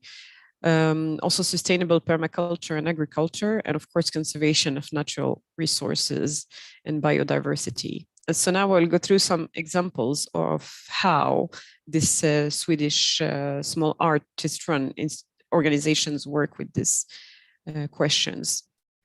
So for example, here is Tellisberg Gruva, which is also called the Non-Existent Center. And it's an artist-run organization. It's very multidisciplinary, so it's contemporary art, theater, music, performance art, and it's actually based in an old mine, old iron mine, and in what is actually the poorest municipality in Sweden. This was, of course, an industrial village for many centuries, but now, of course, it is not the case. So most of the factories closed down. And this group of artists came together and managed to buy the mine and the land around it for a very cheap price. Actually, they bought it for what could be considered much cheaper than buying an apartment in central Stockholm. And now they're trying to make it as artist space that would be open the whole year, and trying to rethink how they can also change all the, make it also sustainable in terms of energy and everything, so that it is running all year long. And they're also thinking, of course, about questions about this, how to kind of adapt an old industrial site to a sustainable art space. And another example comes from Remire Art Lab, that are also based in a former industrial area. So here was the glass industry, which is a very polluting industry. And in this case, Remire Art Lab is very engaged in these questions and have been helping the local authorities clean and actually detox contaminated soils around the village. So here you can see a small map also that shows the contaminated land. And this is a long-term project where they invited artists from Sweden and also other Nordic countries to come and rethink these questions together with them, and also to kind of think together with politicians, architects, urbanists, scientists about how to, of course, clean this land, and also what to do later on this land. What kind of initiatives could be created that could be helpful for the village and also the community. And in many of these artist-run initiatives, farming and permaculture are, and also food, of course, are kind of really connected to their practice, to their curatorial and artistic practice. And this is Cultivator, which is what we can call an art farm in an island in the south of Sweden. So it's a very interesting case. So of course it is a farm, and they kind of use it as a farm. It's also part of who they are. And they try to include basically agriculture and plants and animals and food in their practice. And in that sense, they're kind of stretching what can be like the concept of artistic collaboration, because they see nature and animals as collaborators. It's not they using them in their artistic practices. They are main collaborators. And they are also very, of course, inspired by post-human theories and all these questions. And now some examples of how they work and think about social sustainability in their practices. So key concepts here about social sustainability. So it's social responsibility and equity, community participation and development, and connectedness between diverse groups of people, and of course also strategies of supporting future generation to maintain a healthy community. And of course, this also comes possible through public art projects. And this is a collaboration between Cultivator, so the art farm I just talked about, Kullberg, which is a dance company in Stockholm, and also the Institute of Future Studies, which is an independent kind of research institution, mainly working with the scientific discipline. And for example, they organized during August a whole weekend outside of, in a nature reserve outside of Stockholm, where they invited the audience to come and experience dance performances, art installation, and performance art with rock faces, fields, moss, trees, and water as co-creators. So again, this post-human and more than human thinking. And a lot of, I mean, the audience was, of course, very diverse, people who usually come to art project, but also people who were just enjoying the nature during that weekend. And of course, a lot of kids. And also it was a way for them to talk about the climate crisis in a different way and make the discussion also more enjoyable, and also to make it kind of different and kind of easier to talk to and understand for maybe audiences that are not always thinking about these issues.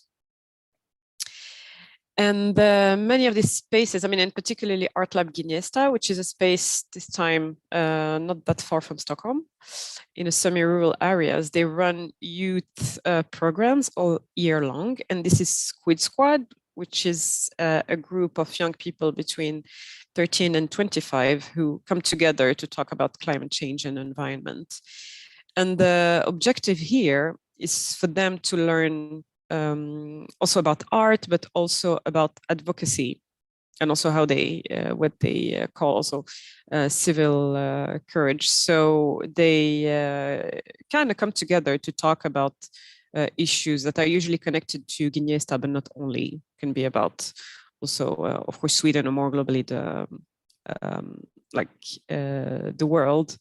And they also usually get to meet with other people that could be kind of municipal responsible, or like experts on climate change, artists who work with these issues. So it's a very, very active initiative. And here also I want to talk about exhibitions, because they also use exhibitions, like the format of exhibition in a white cube context, to also kind of bring forward these questions. And here I'm just going to show a very short extract that I think is very interesting to kind of understand how they think. And I hope the sound, can you hear the sound? Okay, I can't see anyone, so I'm not sure really. Okay, let's see. If it doesn't work, please tell me in the chat that there is no sound.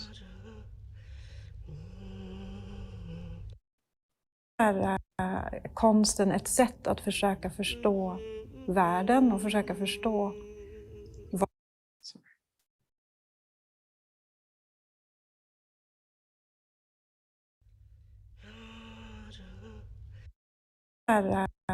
konsten ett sätt att försöka förstå världen och försöka förstå vad det är att vara människa.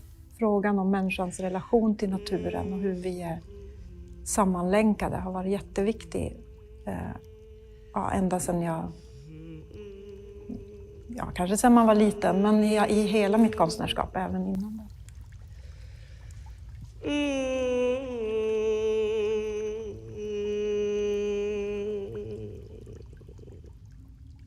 Att vara i symbios med någonting är något som är väldigt återkommande i hur vi jobbar, men också tematiskt i utställningen. Och i hur vi jobbar, just det här att försöka förankra sig och se hur vi är sammanbundna. Att försöka greppa hur det faktiskt funkar som ett svampmuseum som lever under marken och ger näring till närliggande träd, och hur allting liksom hänger samman i en enda stor organism, eller liksom ett ekosystem, och att det är någonting som vi är en del av. En man står och skriker. Min bil drivs av biobränsle. En flicka går fram och spottar honom i ansiktet. Det är du som tog skogen ifrån mig.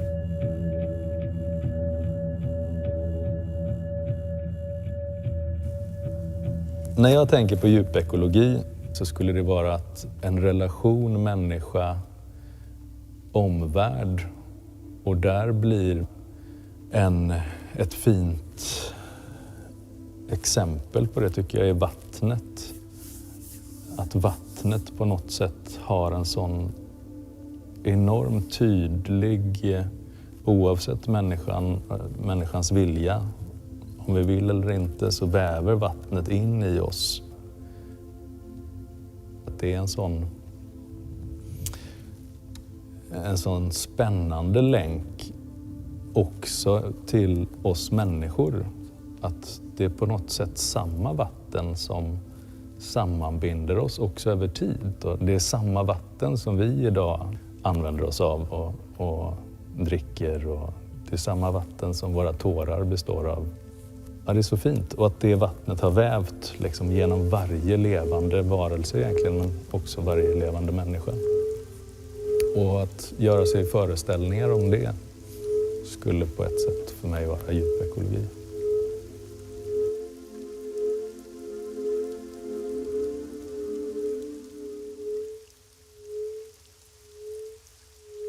Soluppgång.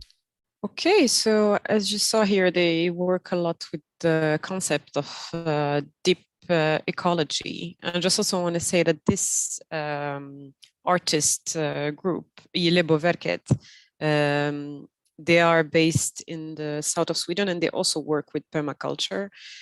And this exhibition was in Stockholm, but they are not based in Stockholm. Yeah. Okay, so next slide. Sorry. Yeah. And also I wanted to talk about knowledge sharing, because that's a very important point for them.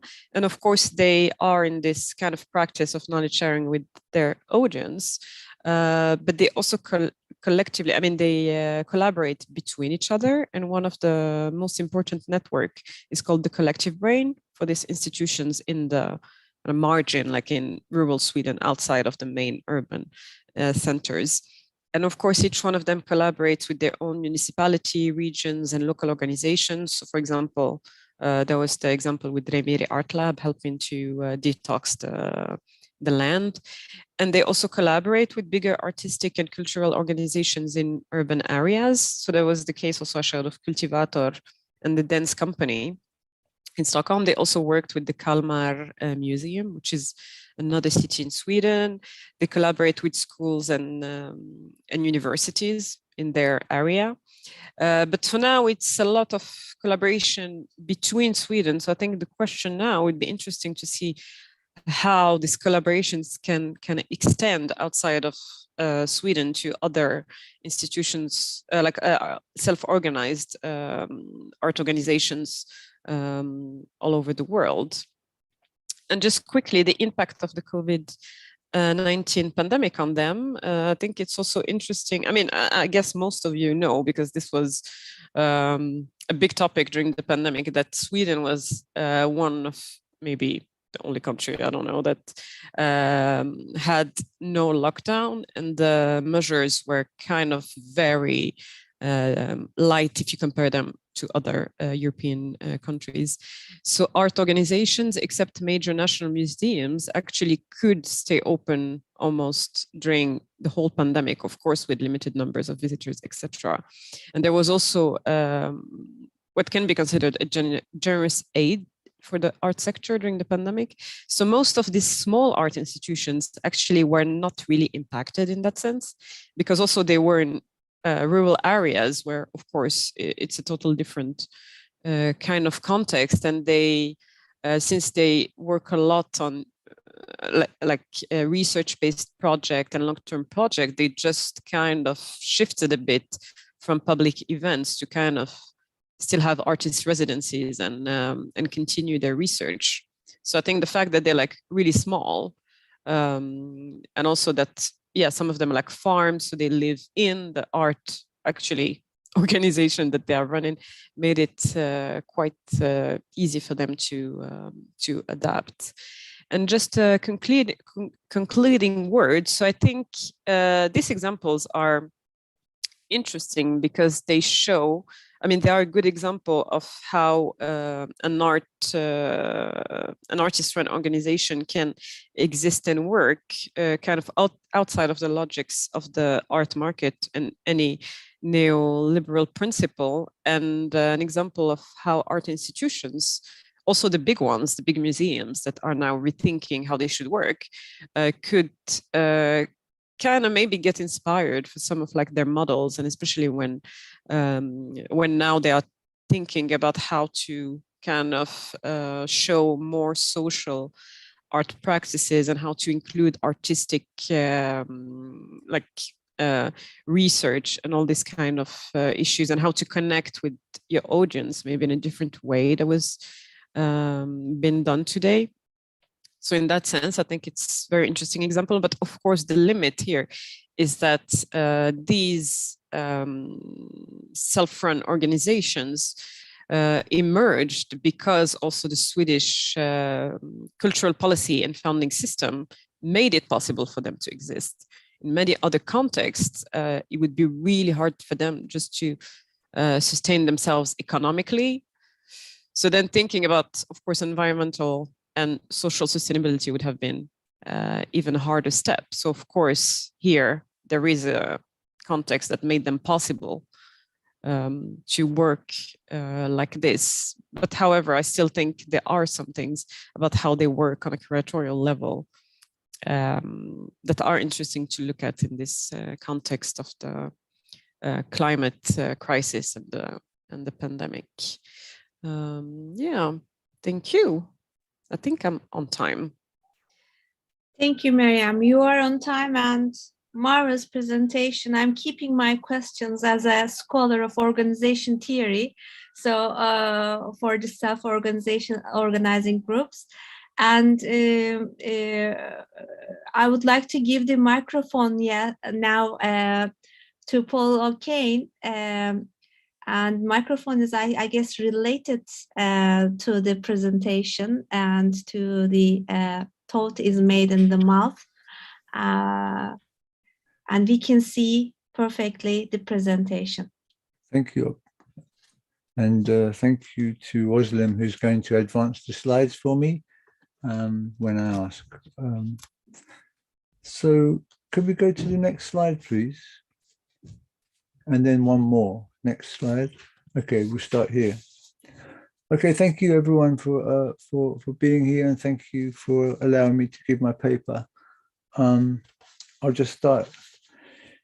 In 1996, the Nobel Prize-winning poet Seamus Heaney accepted France's Order of Arts and Letters. As the medal was placed around his neck, it slipped to the floor, causing the poet's mouth to gape in laughter. We can only imagine how he interpreted the resulting symbolism. But it's difficult not to see inside this open mouth something like the antithesis, but also maybe the cause and root of the crafted language for which Heaney is renowned. Next slide, please. In the 1970s, Korean-American artist Teresa Hakkyung Cha, experimenting on the Berkeley campus with technology, performance, and issues of identity, explored ways in which the mouth forms language and thereby forms both thought and self. Mouth to Mouth, 1975, shows the mouth and nothing but the mouth, forming the 8 basic Korean vowel graphemes, which are illustrated on the slide. Can I have the next slide, please? Meanwhile, in her renowned artist book, Dictée, Cha included a page containing diagrams of the body's manufacture of the sounds we call meaningful language. During lockdown, I became newly passionate about popular music on the radio. I realized, as I get older, that it has always been a diversion. I recall making myself late for school in order to hear a favorite song play through to the end. And so many times in my life, I recall similar formative experiences of radio listening. The mere sounds produced by a human mouth, over and above music and words, can be seductive and meaningful. Can I have the next slide, please? I confess that I've recently been paying attention to DJs and pop singers, songwriters and musicians more than fine artists. One of the things I love about them, see, for example, the British indie band called Dry Cleaning, is their purposefully stupid names and similarly nonsensical lyrics. How do these become a value in pop? And is it more difficult for fine art and its criticism to get stupid in this way? There is, we might say, a stupid tradition in fine art, and often today's stupidest pop lyricists and band names seem to derive from Dadaist tendencies, although Dada might well in turn have drawn on earlier farcical traditions like cabaret. The idea that Dada is a strategic refusal of reason responding to the stupidity of the First World War is an art historical orthodoxy. And yet, like other orthodoxies, this one might challenge us to look elsewhere and elsewhen, to find alternative examples of stupidity in modern and avant-garde 20th century art. Can I have the next slide, please? Pop music may, of course, have an advantage over fine art in readily reducing its lyrics to the status of sounds and rhythms. A wop bop-a-loop up, a lop bam boom, as a way of introducing Little Richard's Tutti Frutti O Ruti is unquestionably satisfactory. We wouldn't change it for the world, even though the vocal here, like a drum or trumpet, makes more sound than sense. But then, which sense do we mean? After all, the most common sense might not be couched in any national language, but in some more transnational bringing of noise. Radical philosophers Gilles Deleuze and Felix Guattari might approve of the becoming animal implied by this line of thought, as well as the becoming machine witnessed in those repetitive outbursts for which rock and roll and pop are famous. Deleuze was interested in a sense that is sensual, affective, and therefore challenging to intellectual logic, syntax, and grammar. He found examples in Lewis Carroll's Alice in Wonderland while writing his book, The Logic of Sense, the very name of which is worthy of a meditation. After all, just what is the logic of the senses? And are logic and sense opposed here or synthesized? Can I have the next slide, please? The Beatles' unlikely 1967 hit, I Am the Walrus, may have been obliquely influenced by Little Richard, one of their formative idols. But its lyrics present a far more fantastic mindscape in which anything, it seems, can appear and commingle, as long as it is not logical. Can I have the next slide, please? Meanwhile, Bob Dylan, seemingly licensed not by his meteoric success, but by personal disdain for that same hype, penned in his album circa 1965 several nonsense songs wherein anything goes as long as it satisfies the maverick criteria of rhyme. And these songs, in being other than serious, ethical, and intellectual, the hallmarks of songs that brought him to fame, opened up vistas of possibility beyond the limitations of the logical, and that are available not just to the artist, but to his huge audience. Can I have the next slide, please? Given these examples, we might think not only of Dada, but of surrealism as a precedent, or be keen to connect John Lennon's walrus mindscape to the fantastical imagery of the 15th century painter Hieronymus Bosch, thus proving that art's tendency to nonsensical association and fantastic imagination are deep-rooted, and we might even say seminal. It would be a shame to miss a golden opportunity here on the podium of our earnest Congress to deploy some more well-known nonsense words, like the Muppets' mnemonic "mana," or Julie Andrews' weird adjective, supercalifragilisticexpialidocious, and its procrastinating refrain, diddle-diddle-I. There are words, these are words, if they are words at all, that despite their apparent worthlessness, claim us, remain with us indelibly, unlike more fickle or loosely worded memories. And despite all their unfamiliarity and complexity, in fact, we treasure them like objets d'art, perhaps as necessary exceptions to our everyday relationships with more ordinary words. It may be that they remind us of some underlying meaninglessness that haunts every meaning, a meaninglessness that threatens the downfall of human superiority and yet provides us, like the arts in general, I dare say, with a possible space of salvation in which to play in such a way that unprecedented meanings might yet be formed to help articulate our strangely changing experiences. Can I have the next slide, please? As above, contemporary lyricists in British indie bands like Dry Cleaning impress me with their brave assemblages and inspired juxtapositions. Through the difficult times we currently endure, they offer some hope to a deliberated, disappointed, and disenfranchised world, where the combined logic of political management and medical imperative rein in and reign over our usual behavior, forcing some to rebel against the curtailing of freedom. Meanwhile, fine art continues to rely upon a certain intellectual certainty, to parody Freud, that is a modern means of justifying practices which are also often described as intuitive and therefore not essentially intellectual. Can I have the next slide, please?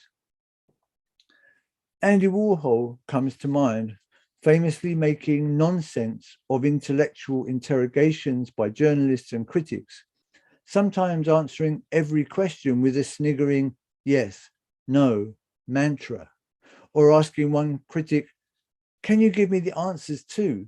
And I could just repeat them. Or holding his hand to his lips and asking, can I just answer blah, blah, blah, blah, blah, blah. The art critic, who tends to come off badly in such exchanges, nevertheless hones, in the better moments of their career, a special, culturally inherited capacity to describe, interpret, and evaluate whatever fine artists set before them. As such, the critic is responsible, partially at least, for creating a legacy in which artists justify their work in intellectual terms, as if preempting and immunizing them against any pending, potentially ponderous process of criticism. I recall, as a fine art undergraduate, discovering that I was free to propose anything as art, as long as I accepted that the judgment of others, present or deferred, real or imagined, accompanies that freedom. This eventually prompted me to write some criticism of my own, if only to see how it works, if it works, and whether a critic's judgment is something to be afraid of or incorporated when making a work of art.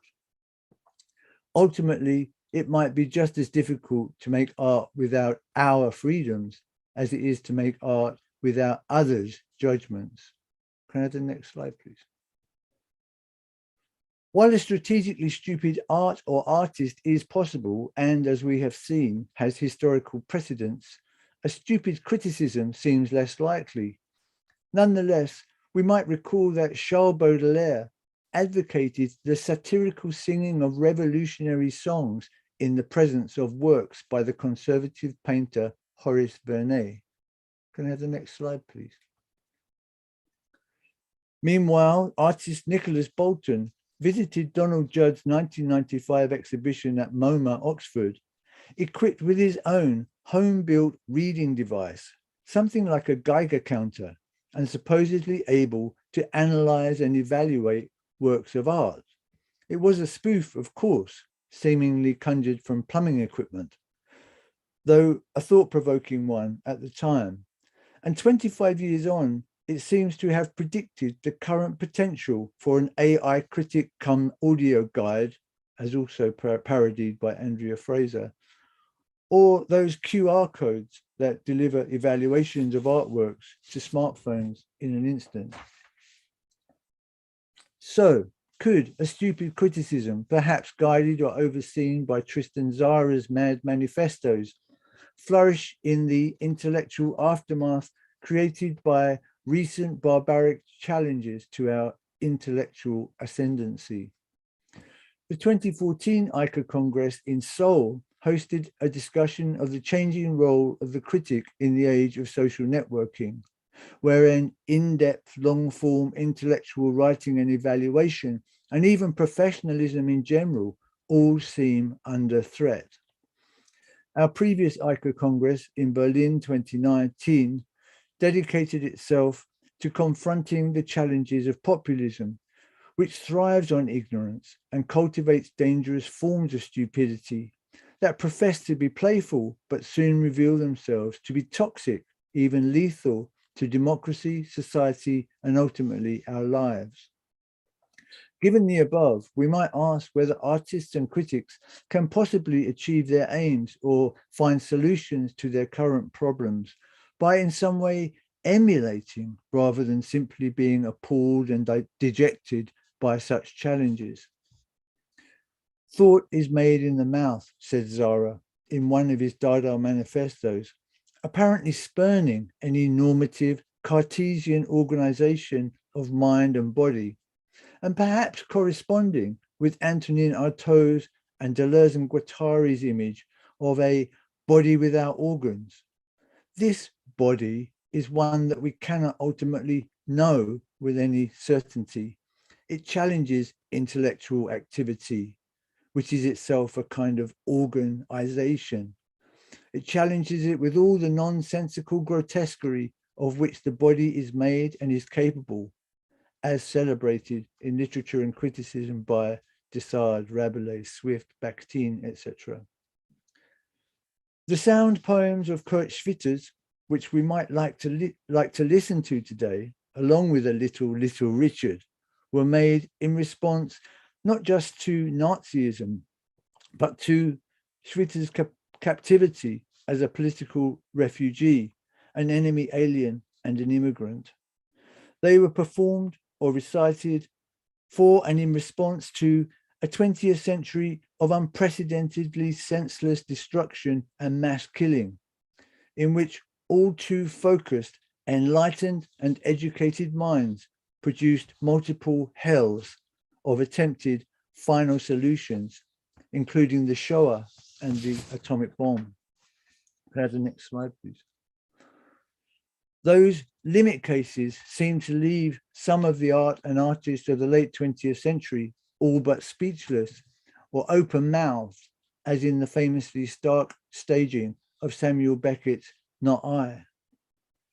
Like atom bombs dropped on an already comprehensively firebombed Japan, much of the worst atrocities inflicted by mankind upon itself and upon the planet have been the outcome of detailed logical consideration, a kind of intellectual foremath consisting, if not of visceral conviction, then of more bureaucratic but equally deadly informed decision-making, a dubious weighing up of options and odds that seems strangely, inevitably, to thinly disguise a human penchant for gung-ho murder and destruction. Today, we seem to face forms of physical, cultural, and moral tabula rasa comparable with those resulting from the 20th century's so-called war to end all wars, which soon queued up its successor. Perhaps that is why, like Birdsong, the nonsense lyrics of current pop from an emerging generation sound promising, even though, of course, I do not understand them, nor even want or seek to do so. No one can translate them, even though they are valued simply as they are. Perhaps this is an opportunity to revive the imagery of Konstantin Cavafy's poem, Waiting for the Barbarians. For the civilization in Cavafy's scenario of an anxiously waiting citadel, the worst thing that can happen is that the barbarians and barbarity will not come. It is the worst thing because those barbarians, etymologically defined as those whose speech we cannot understand, provide a kind of solution. In this respect, it might be seen that the very barbarity of non-understanding or of stupidity in the face of the unfamiliar and unknown might in some way help solve our otherwise intellectual conundrums, while logic and commonly understood forms of common sense might fail. Now to conclude, to get through the most barren days of lockdown, I needed to avoid the relentless news mantra full of fatal figures and morbid calculations. It gave me panic attack symptoms, which can involve the threat of a loss of reason. To escape, I sat close up to a closed window and read fantastic folk tales gathered by Italo Calvino. These in turn led me to reread Walter Benjamin's analysis of The Storyteller. There, writing in the perilous years between world wars, Benjamin encouraged us to behave like children emulating characters in fairy tales by maintaining what Benjamin called cunning and high spirits. Cunning and high spirits are not so much attributes of the modern intellect as pre-modern, medieval, or more ancient alternatives. They are perhaps attributes that children access more readily than educated adults, and they might just save our necks when we find ourselves in a crisis. My final example is that of Kafka's Josephine, a pretty name he gave to a potentially grotesque mouse singer. In the story, Josephine sings at the heart of a burrow of nervy subterranean rodents. When she sings, her audience become transfixed, united, feels safe and fulfilled, even though no one can understand, interpret, or evaluate what it is she conveys, or even whether what she is doing should be called singing at all. The sound, the pitch, the vibration of her voice, invoking something strange, possibly ancient, nevertheless suffices as a valued sonic performance, a kind of truth made in the mouth. And so today, as we search around and grasp for ways of comprehending a feasible future and of rescuing the tarnished vision of a global society where peace, prosperity, and understanding might yet reign, we may wish for a form of art criticism more suited to a transnational world.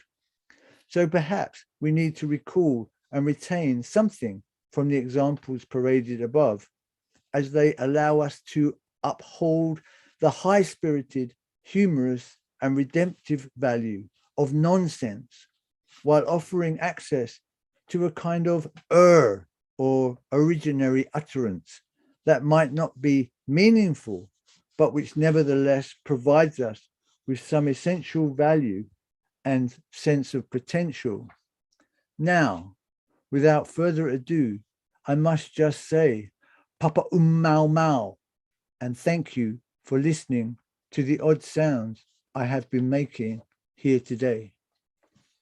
Thank you. Thank you very much. Odd sounds doesn't hear odd at all. It makes sense in our context. Okay. I've wasted my time there. So that leads us to our discussion session. I would like to invite our guests, listeners, participants of our conference to ask questions, to comment, to contribute to the papers that we listen to. I'm also checking the Q&A box. If there are any written questions, we are following the chat. Thank you.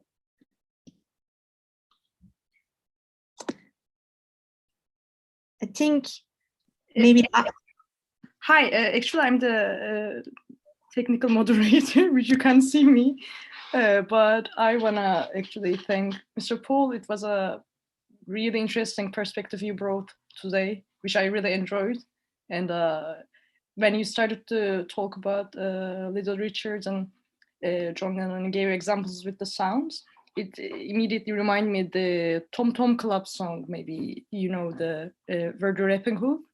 They use a, I think, children song as the chorus, and it was keep playing in my mind. And it's a wonderful song. It might run into accusations of cultural appropriation today, I think, but it is a wonderful. I think it's song. Moroccan children's song. Maybe that's why. Ah, really?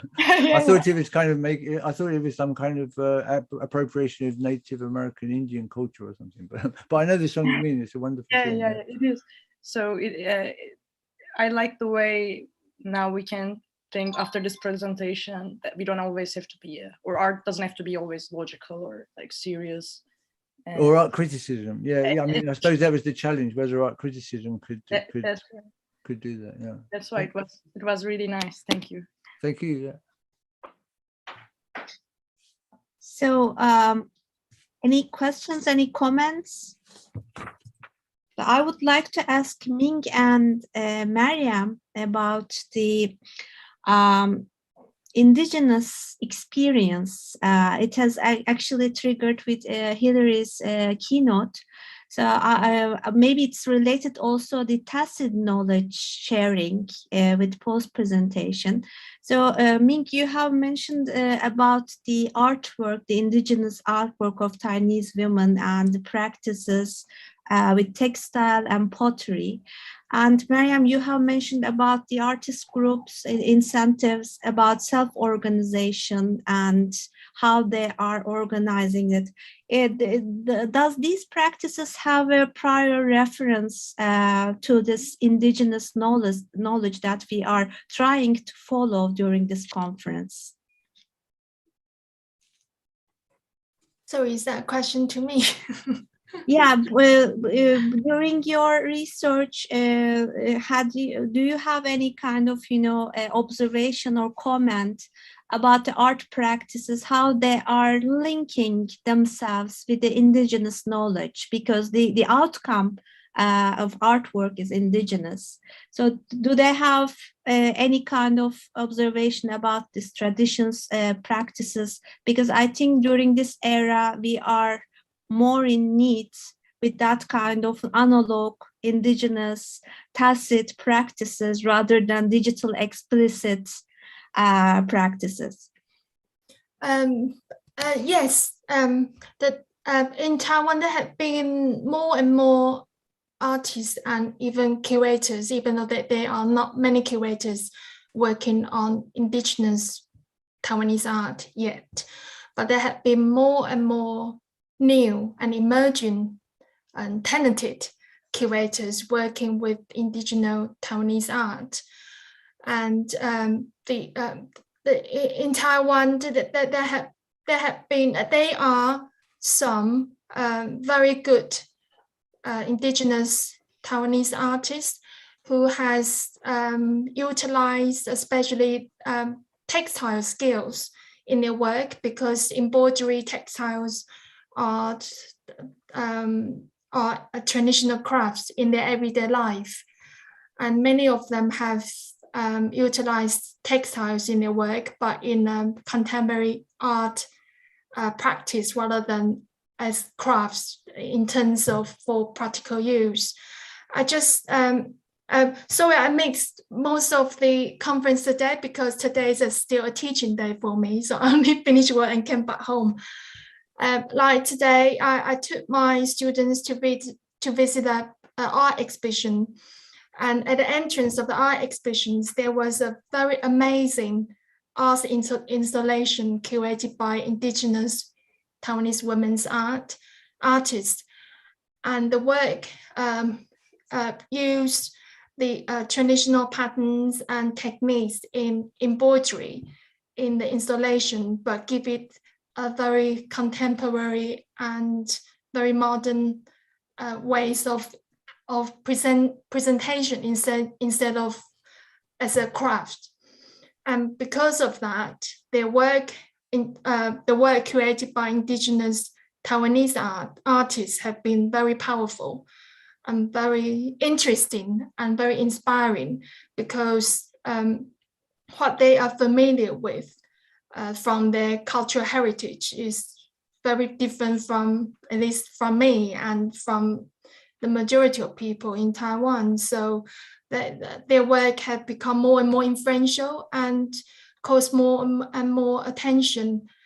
And therefore, there have been more and more historians and even scholars study and research their art and culture and heritage. That's great to hear, because I hope that that kind of knowledge will also transfer maybe to solidarity circles among women artists in Taiwan. There might be also collective practices. And I would like to ask the similar question to Mariam, because you are working with more organized bodies in a different culture.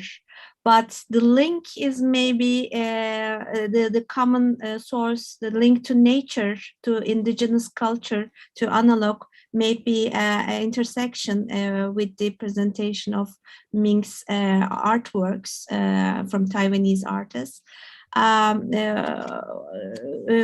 is your observations with this artist initiative, self-organizing groups? Yes, so I would say in some of these cases, because they all have artist residency programs, some of them have invited artists from indigenous communities who also are interested in these issues. And there was an exhibition in Art Lab Guiniesta, for example, that kind of talked about healing and what it means in different indigenous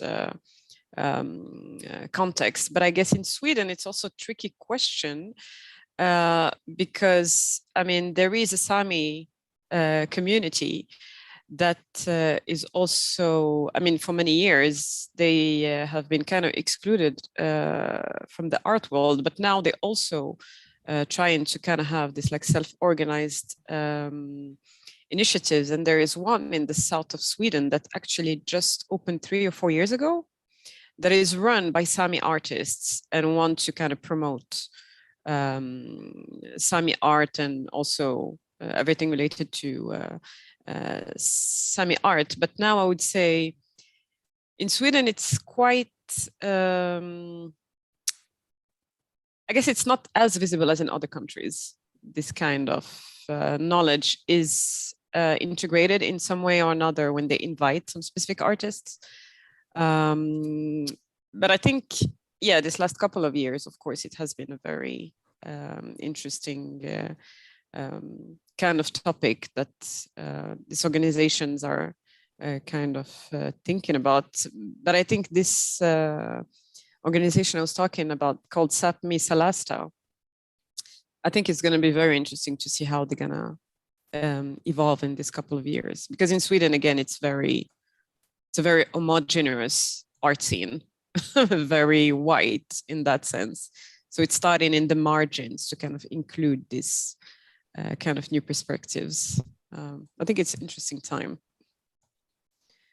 Yeah, very interesting times and projects. Tomorrow we are going to have a gathering for Spaces of Culture, a project we are running in Turkey, in the cities outside Istanbul, Izmir, Diyarbakir, and Antep, with a huge migration population. So we are going to talk about impact. And I wonder how in this quite problematic geographic areas, artist communities are shaping solidarity circles and maybe the opposite of Swedish ecosystem and infrastructure, cultural policy infrastructure. They are surviving and making sustainable organizations throughout the solidarity circles. So I hope these international examples will also empower them, because we also believe in knowledge sharing, and this project is also supported by Goethe Institute, Swedish Institute, Consulate General Sweden, Institut Français, and Dutch Consulate. So referring to the White Western link, there is also a lot of peer and collegial support for surviving problematic periods, and right now what we are experiencing in Turkey. I check if we have any other questions, comments, contributions before closing our third session. Ebru, please go ahead. Thank you all for your presentations. I'm really glad that the topics are all related. I tried to formulate a question for Paul, but I don't think, but I will try. Paul, I think if the production of stupidity and deliberate ignorance and even cacophony has become systematic and even ideological today, how do you think writing art criticism can reappropriate and subvert the stupidity to make sense? Because, you know, we see the same stupidity in economic structures, in ecological structures, in the art institutional structures, and they are all correlated. So do you think we can, because in the age of artificial intelligence, we can talk about the production of artificial stupidity as well, and the creative uses of stupidity to make sense, not to reproduce nonsense. Yeah, I'll try to answer. I mean, first of all, I think that the paper is there's a text by Siegfried Krakow, a contemporary of Walter Benjamin, called Boredom or On Boredom, and at the end of it, he describes his own essay as a bagatelle, and I think that means like a kind of playful thing, like to try something out. But he also knows that what he's written is serious and valuable, and I feel a bit like this about this paper. It's a bit sort of humorous, it's a bit kind of nonsensical and humorous itself as a paper, but all humor seems to have a serious side in a way. And I think that there's suggestions in it that somehow by embracing stupidity or cultivating stupidity, we might be able to cultivate kind of hopes and possibilities, like maybe Bob Dylan did when he was sort of stuck into a certain kind of idea of what he did, and he sort of broke out of it by being satirical and playful and stupid. So maybe it's a way of kind of fighting to open up spaces of possibility. I was also interested in Eddie Chambers yesterday. Eddie's referencing to my ex-students, the White Pube, and really Eddie seemed to be holding up, you know, this kind of short slogan, this quite offensive slogan in a way, the kind of thing you might have on a march, and suggesting that could be an equivalent art criticism, at least as good as the BBC's kind of summary of an artist's career in a sentence as a caption of a picture. And this morning when I was finalizing this text, I was thinking about Eddie's example, which I think Eddie was being quite provocative as well, by suggesting, you know, this sort of 10-word slogan could be equivalent to a 5,000-word historical, finely worded essay, if you see what I mean. But I think that he's right. I think that in a way there's appropriate models for appropriate moments, And just as we might reduce our art criticism to a single slogan, in the examples I gave, you know, we could reduce it to a kind of Geiger counter, or singing revolutionary songs to the paintings, involving, yeah, maybe involving animals or machines to do the talking for us.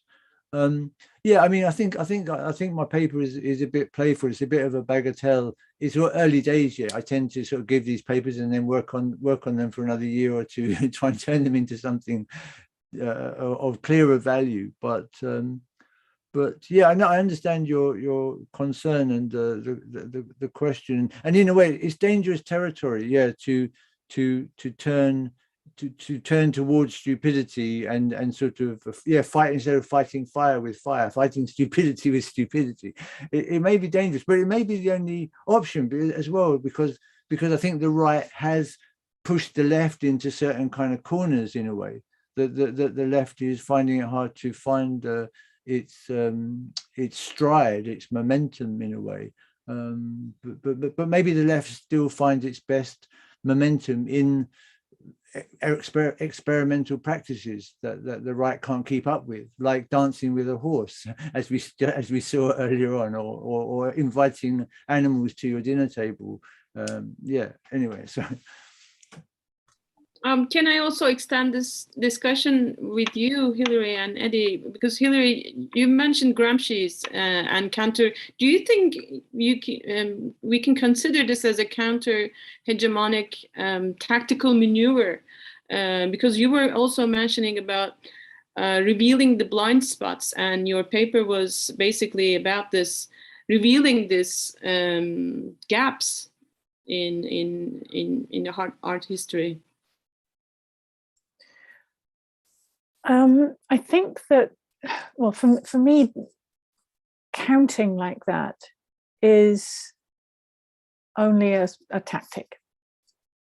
You know, you try to analyze, you try to work out where things are not sufficient, why they're not sufficient, and part of it is it's just seeing, you know, I use the word egregious about what Christopher Wood has produced in his book in terms of his positioning both of women and of people of color. But counting is not the only answer. You know, I'm not counting in order to say we want 50%, because I don't want 50% at the table that is structured around exclusion of people like myself and people of color, etc., etc. So it's part of a diagnostic. Sorry, I'm not sure how that feeds back into what you were saying about Gramsci and could you re-articulate that, or am I answering what you're saying?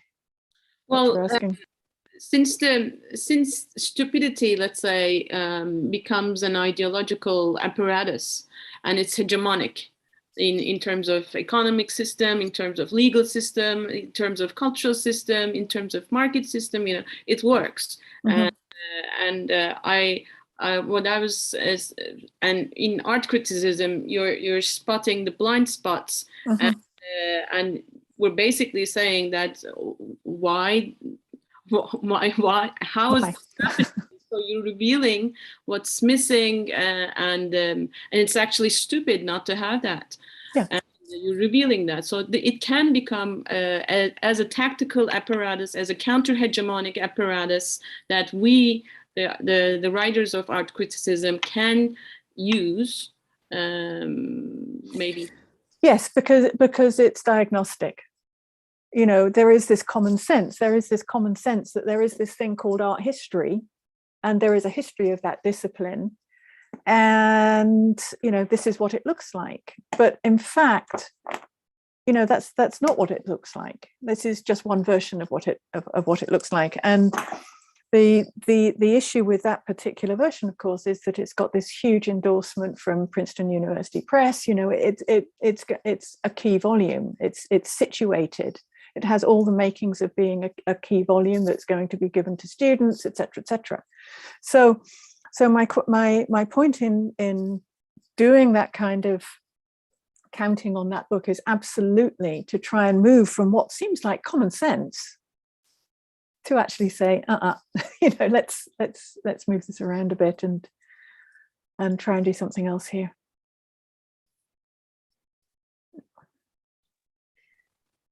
Thank you. Anyone else to comment? Yeah, I think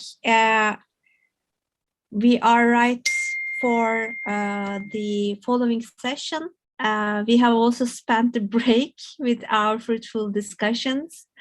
I want to thank our panelists, Ming Turner, Mariam Saidi, and Paula Kane for their valuable contributions, and for the participants for bearing with me for the moderation. And it was such an honor to be with you in the third session. Now I would like to give the floor to the next moderator, Ayşe Naidi Yılmaz, in a couple of minutes. We have an extra 5 minutes. And for those who would like to follow the fourth session, I have left the program in the chat. There are also some related remarks from our contributors in the chat. So thank you very much, and hope to keep in touch and continue these fruitful discussions. Thank you. Thank you. Thank you all. See you in 5 minutes then. Yeah. Thank you. Thank you.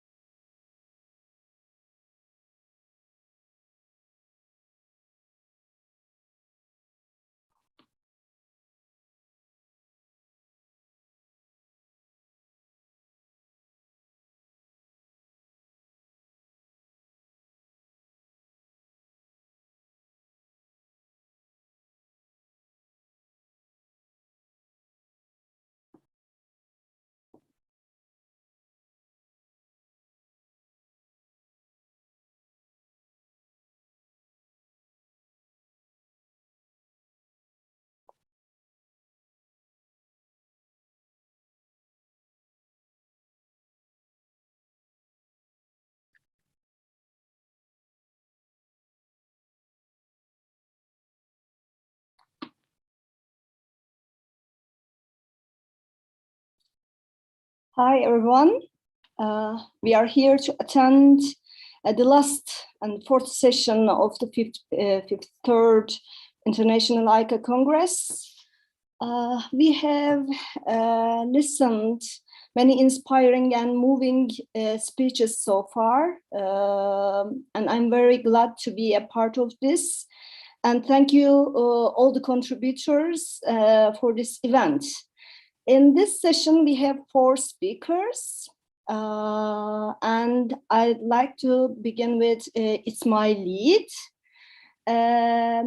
He is a very interesting CV, and I'd like to introduce him with his CV. He is currently a graduate student in Science, Technologies, and Society Studies master's program at Istanbul Technical University. He graduated from Electrical Electronics Engineering Department at Bilkent University in 2005.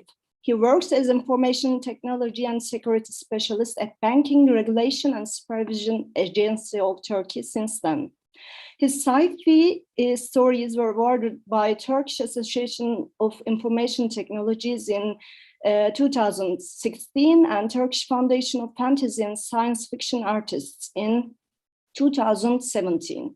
He organizes workshops and gives speeches about relations among science fiction, technology, gender, and class politics.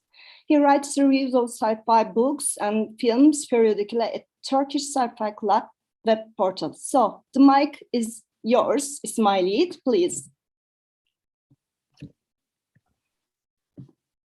Thank you for the introduction. First of all, I'm very glad to participate in this inspiring event and thank to all the participants and the organizers of this event. Is it seen my PowerPoint presentation? I shared. Yes. My, okay. Yes, we are seeing. Ismail, maybe you can enlarge the slide so that we can see it closer. Okay. I cannot see my screen, so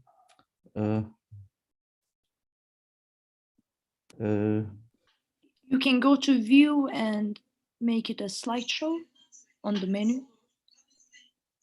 Yes, now. Okay.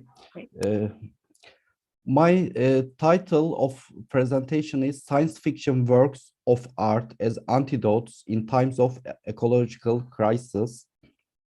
The content of my presentation will contain, first of all, as a sub-branch of science fiction genre, climate fiction, a short description and introduction for this genre, subgenre.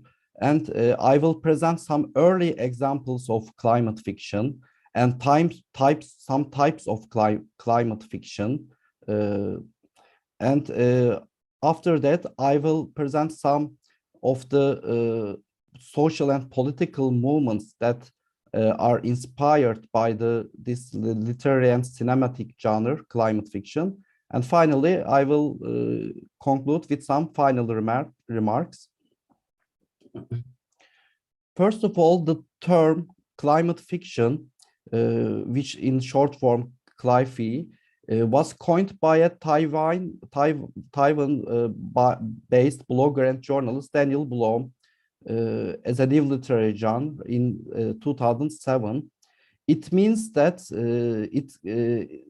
it is to cover fictional works of art, and we observe them especially in literature and cinema. But of course, it's not limited to these art types, with main themes of examining the possible effects and consequences of climate change caused by human activities. I will explain why I underline these human activities part. And later on, this term CLIFE was popularized when Margaret Atwood, we know her from her great novel Handmaid's Tale, when she referred to this term in one of her tweets in 2012. The term CLIFE was became popularized. Some of the early examples of CLIFE can be retrospectively defined when we look at the previous works of art in literature. Ballard's novels can be given as examples. In 1964, The Burning World and then the Drowned World novels. In those novels, Ballard narrated the climate change, droughts, and floods caused by industrial pollution. Another very early example can be retrospectively defined, Jules Verne's The Purchase of the North Pole, which was published in 1889. It was a fictional depiction of geoengineering practice. In this novel, the axis of the Earth was tried to be corrected, in quotation marks, by firing large cannons in order to equalize the day and night times to increase productivity of human work, and then to make use of these Arctic natural resources hidden underground after melting these polar caps. I find it very interesting that because contemporarily these topics are really discussed in international politics arena, especially Russia and the Arctic countries. One, in quotation marks, advantage of global melting is said to be that we will be able to use the petroleum under those icebergs. So it is again a visionary aspect of Jules Verne. Again, we see in his in that novel with the theme of geoengineering.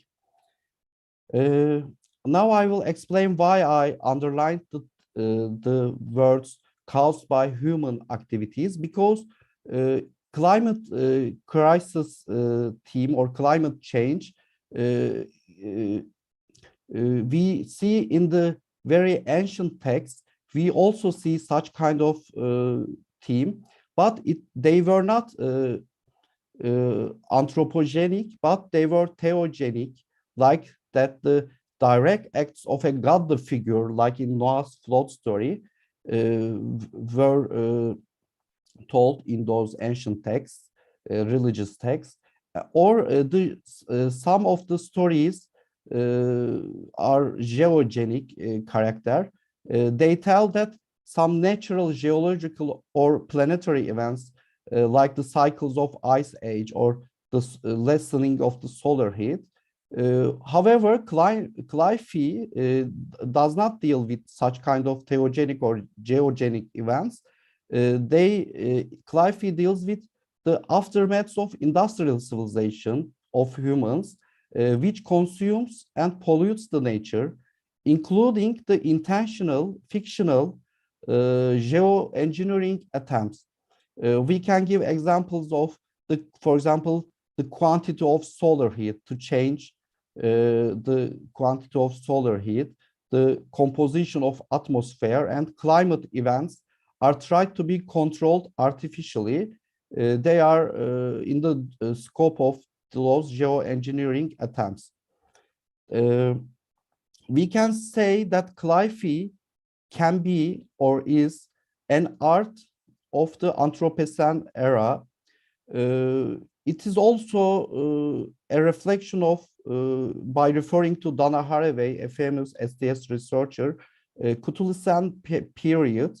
It means a combining of two ancient Greek words.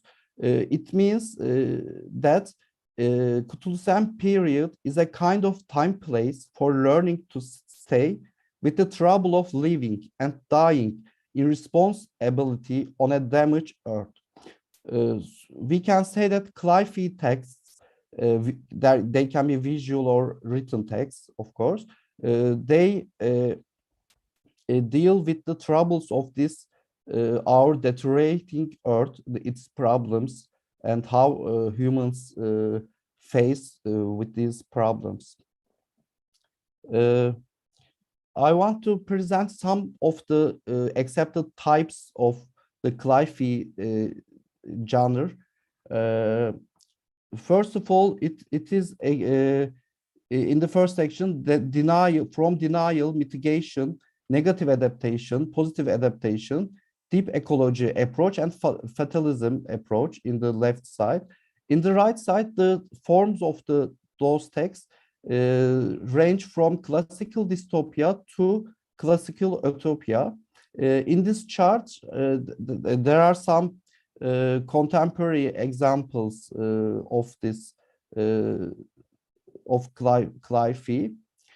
In the denial part, these kind of texts of cli-fi deny totally the concept of climate change, and they name it as a false or exaggerating science, an overrated science. We are familiar with such kind of denial discourse on politics arena. And then the fatalism type of cli-fi, these kind of texts contain no hope for any change by claiming that we are doomed, humans are doomed to live the consequences of climate change. And the other type is of cli-fi is mitigation. Generally, these texts make use of technological fixes by some geoengineering practices, but in those kind of texts, usually they result with dystopic consequences, like the example we can give, the Snowpiercer movie from 2013. In that movie, there was a fictional compound gas, CW7. It was poured into atmosphere to reverse the global heating, but instead it frees the whole climate, and the plants and animals got extinct. And in the movie and also a popular serial in Netflix, it is shown a group of people circumvent the earth inside a train, and in the movie the social clashes are shown also beside the cli-fi narrative. But this kind of mitigation text can also be utopian type, not with the dystopic results. And fourthly, the deep ecology. These kind of narratives suggest some suicidal, even genocidal responses to overcome the obstacles, overcome the crisis of climate change by suggesting to zero the human population, because we are they say, the cancer of this planet. Or they suggest that the technological civilization must be fully abandoned by returning to the nature. Finally, the negative and positive adaptation types, which I call the most possible alternatives for as I called in my title of paper, the antidotes can be used as antidotes. The negative and positive adaptation types. To explain further, the negative adaptation, they depict a futuristic world where aftermaths of climate change are no longer predictions of climate sciences, but in those future times, actually, the people experience them in their daily lives. These kind of texts, negative adaptation texts, act as a warning sign by presenting what would happen in future unless something is done in contemporary times. We can give some cinematic examples from like Waterworld, when all the planet is covered with water because of melting of the ice, global heat. And the Soylent Green in overhuman population and some cannibalistic and increase of euthanasia, since the people do not want to live in such a world. And not totally a cli-fi, but includes Clive themes in the Blade Runner movie. And finally, the one recent example, Elysium. In this movie, the poor strata of the humans remain to live on Earth, but the rich strata live in the orbit, in a specialized luxury orbit station. The positive adaptation type of Clive tells fictional worlds where humanity finds an exit way to overcome the ecological crisis. And as an example, I can give the Ecotopia by Ernest Kallenbach from 1975. This text does not offer totally technological fixes, but instead social and economic fixes, which I claim that we need not totally technological fix, but social and economic fixes to overcome the ecological crisis. And this text encourages a selective use and adaptation of technology. And I want to add that Kallenbach, while writing this novel, this utopian novel, he based on his readings of scientific research in journals like Scientific American and Science magazine, while describing environmental friendly energies, home building and urban planning techniques and transportation technologies in his novel. So I can say that it's a perfect hybridization of science and art, a combining artwork, this utopian text. And I can say that Clive has a great potential to influence or inspire social and political movements in the real world, from these fictional worlds to real world.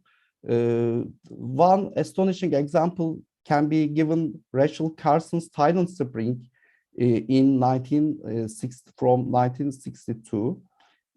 In fact, it's not a totally fictional text, and it is about the harms of pesticides and DDT for farming and its harmful effects to living beings. It is a hybrid of scientific research enhanced by inserting fictional elements in its opening chapter. In the famous opening chapter of Silent Spring, Rachel Carson depicts a spring with no bird song, no bees, and it enhances the plausibility effect of the science of the harms of pesticides and DDT, this fictional entrance.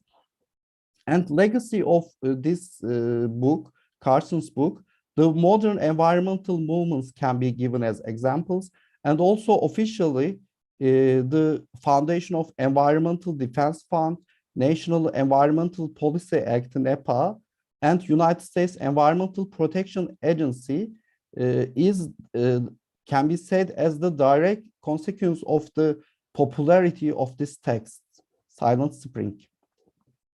I also want to mention Octavia Butler, famous Afro-American science fiction author.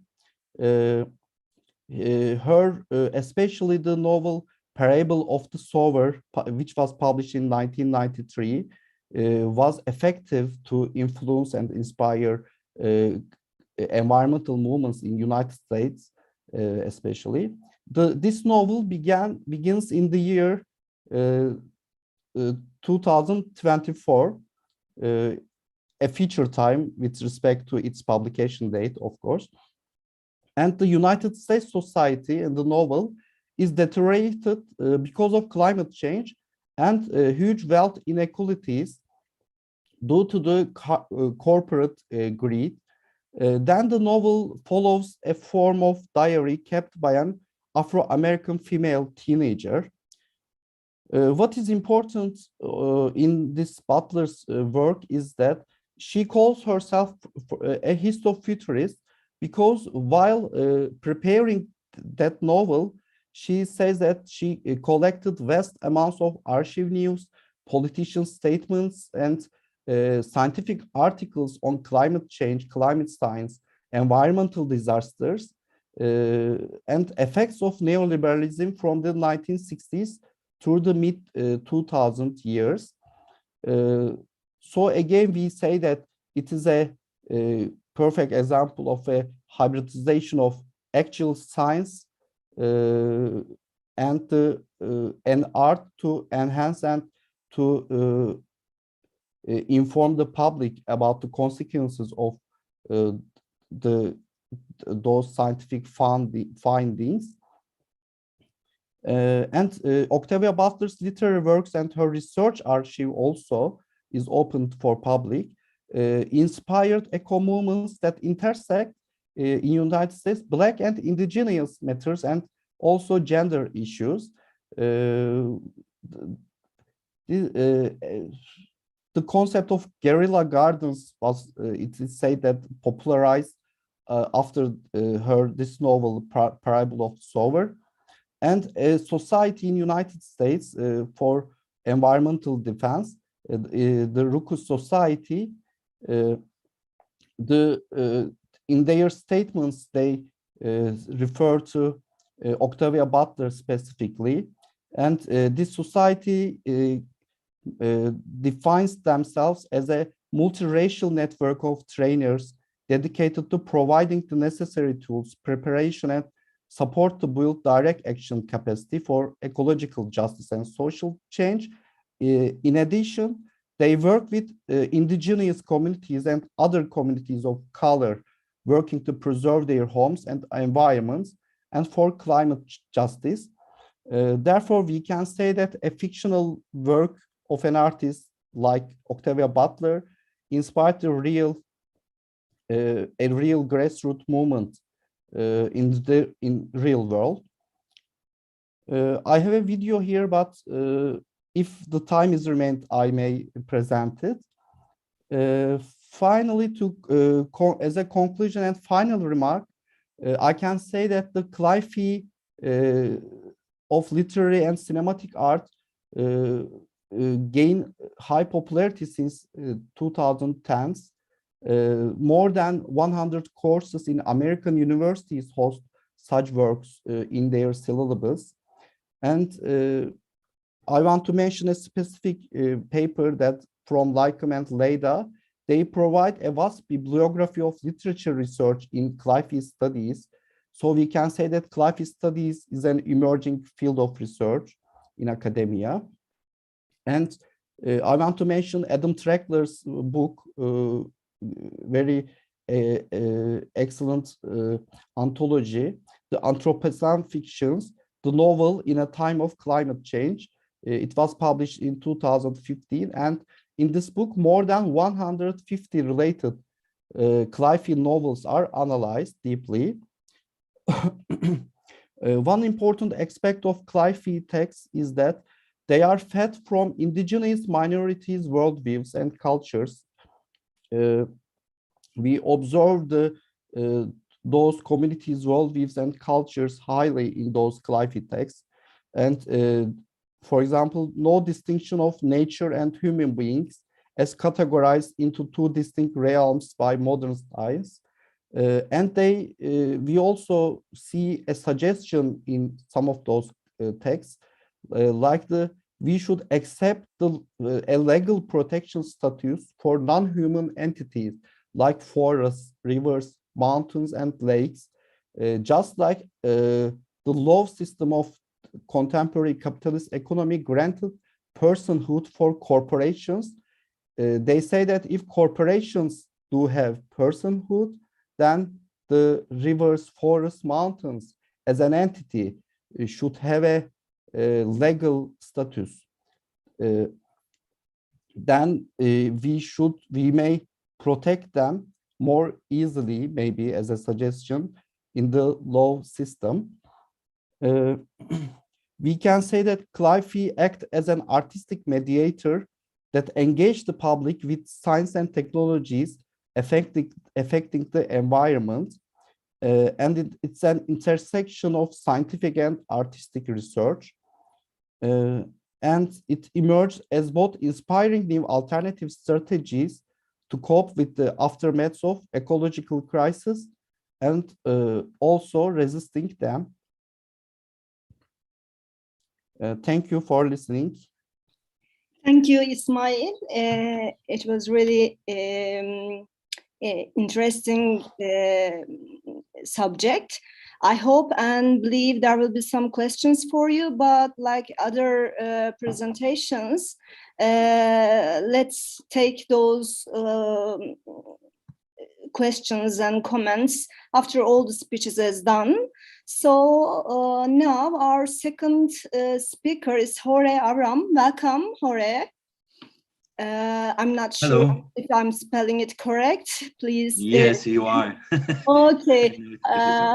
Let me introduce you first. Jorge Aram is an art historian, media theorist, and independent creator. He has a PhD in art history and communication studies at McGill University, Montreal. He researches and writes about visual culture and art in relationship with media technology. He is associate professor at the Department of Cinema and Media, Faculty of Theatre and Film, Babeș-Bolyai University, Cluj-Napoca, Romania. He is the president of Aica, Romania, member of International Society for International Studies and the Union of Visual Artists, Romania. He has a book, Negotiable Perspective, Essays and Commentaries on Contemporary Artistic Practices. And he has an editor, he is the editor of Moving Images and Mobile Bodies. And he has created most notably for Venice Biennale in 1999, and he is an independent creator since 1996. So Jorge, the mic is yours. Thank you very much, Aica. Thank you for being here. I really appreciate the effort for putting together this Congress. Should I share the PowerPoint here? Is it possible? Okay, so do you see the PowerPoint? Yes, we see it. Please make it, yes, full screen. Full screen. I hope it's working good. All right, my presentation is entitled Unstable Fictions, NFT Art, Digital Imaginaries, and the Market. One of the most debated phenomenon in both the art world and IT industry, and not only, is the appearance and increasing popularity of what is called NFT or crypto art. Everyone's attention was drawn, especially by the huge amounts of money spent for buying art objects that practically have no physical existence. There are for sure other important reasons which are responsible for NFTs art's rapid recognition, one of them being related to the fact that it reopens discussions about the value of art, originality, as well as about the horizontalization and accessibility of the circulation and consumption of digital art. Thus, the questions that naturally arise are, if we can see the NFT within the more general paradigm of what can be called the intellectual aftermath related to the recent changes in the art world, that is, the critical questioning of the aesthetic values, means, and attitudes in art making, themselves a reflection on the shifts in public discourses with deep social and political relevance, and the latest advances in technology with the direct effect on the new ways of producing, experience, and selling art. Or to put it simply, can we consider the NFT phenomenon a new way of making art, or rather a new way of selling art? First, let me define what is an NFT. NFT means non-fungible token. That means values that cannot be replaced by others of the same kind, quality, and quantity. NFTs are unique assets in the digital world that can be sold and bought like anything else in the real world, but which do not have a physical existence. If most digital objects or images can be copied indefinitely, an NFT, which bears a unique ID, a digital signature that cannot be reproduced, guarantees the original, quote unquote, status of the object and attests to someone's ownership of it. These, let's say, digital goods exists on a blockchain that allows anyone to verify the authenticity and ownership of the good as long as it can be accessed from any computer around the world anytime. Okay, let me show you, okay, the first slide. All these complex mechanisms and processes, although operating since 2017, have suddenly come to the attention of the general public and the art world with the spectacular acquisition of some artworks in this financial ecosystem.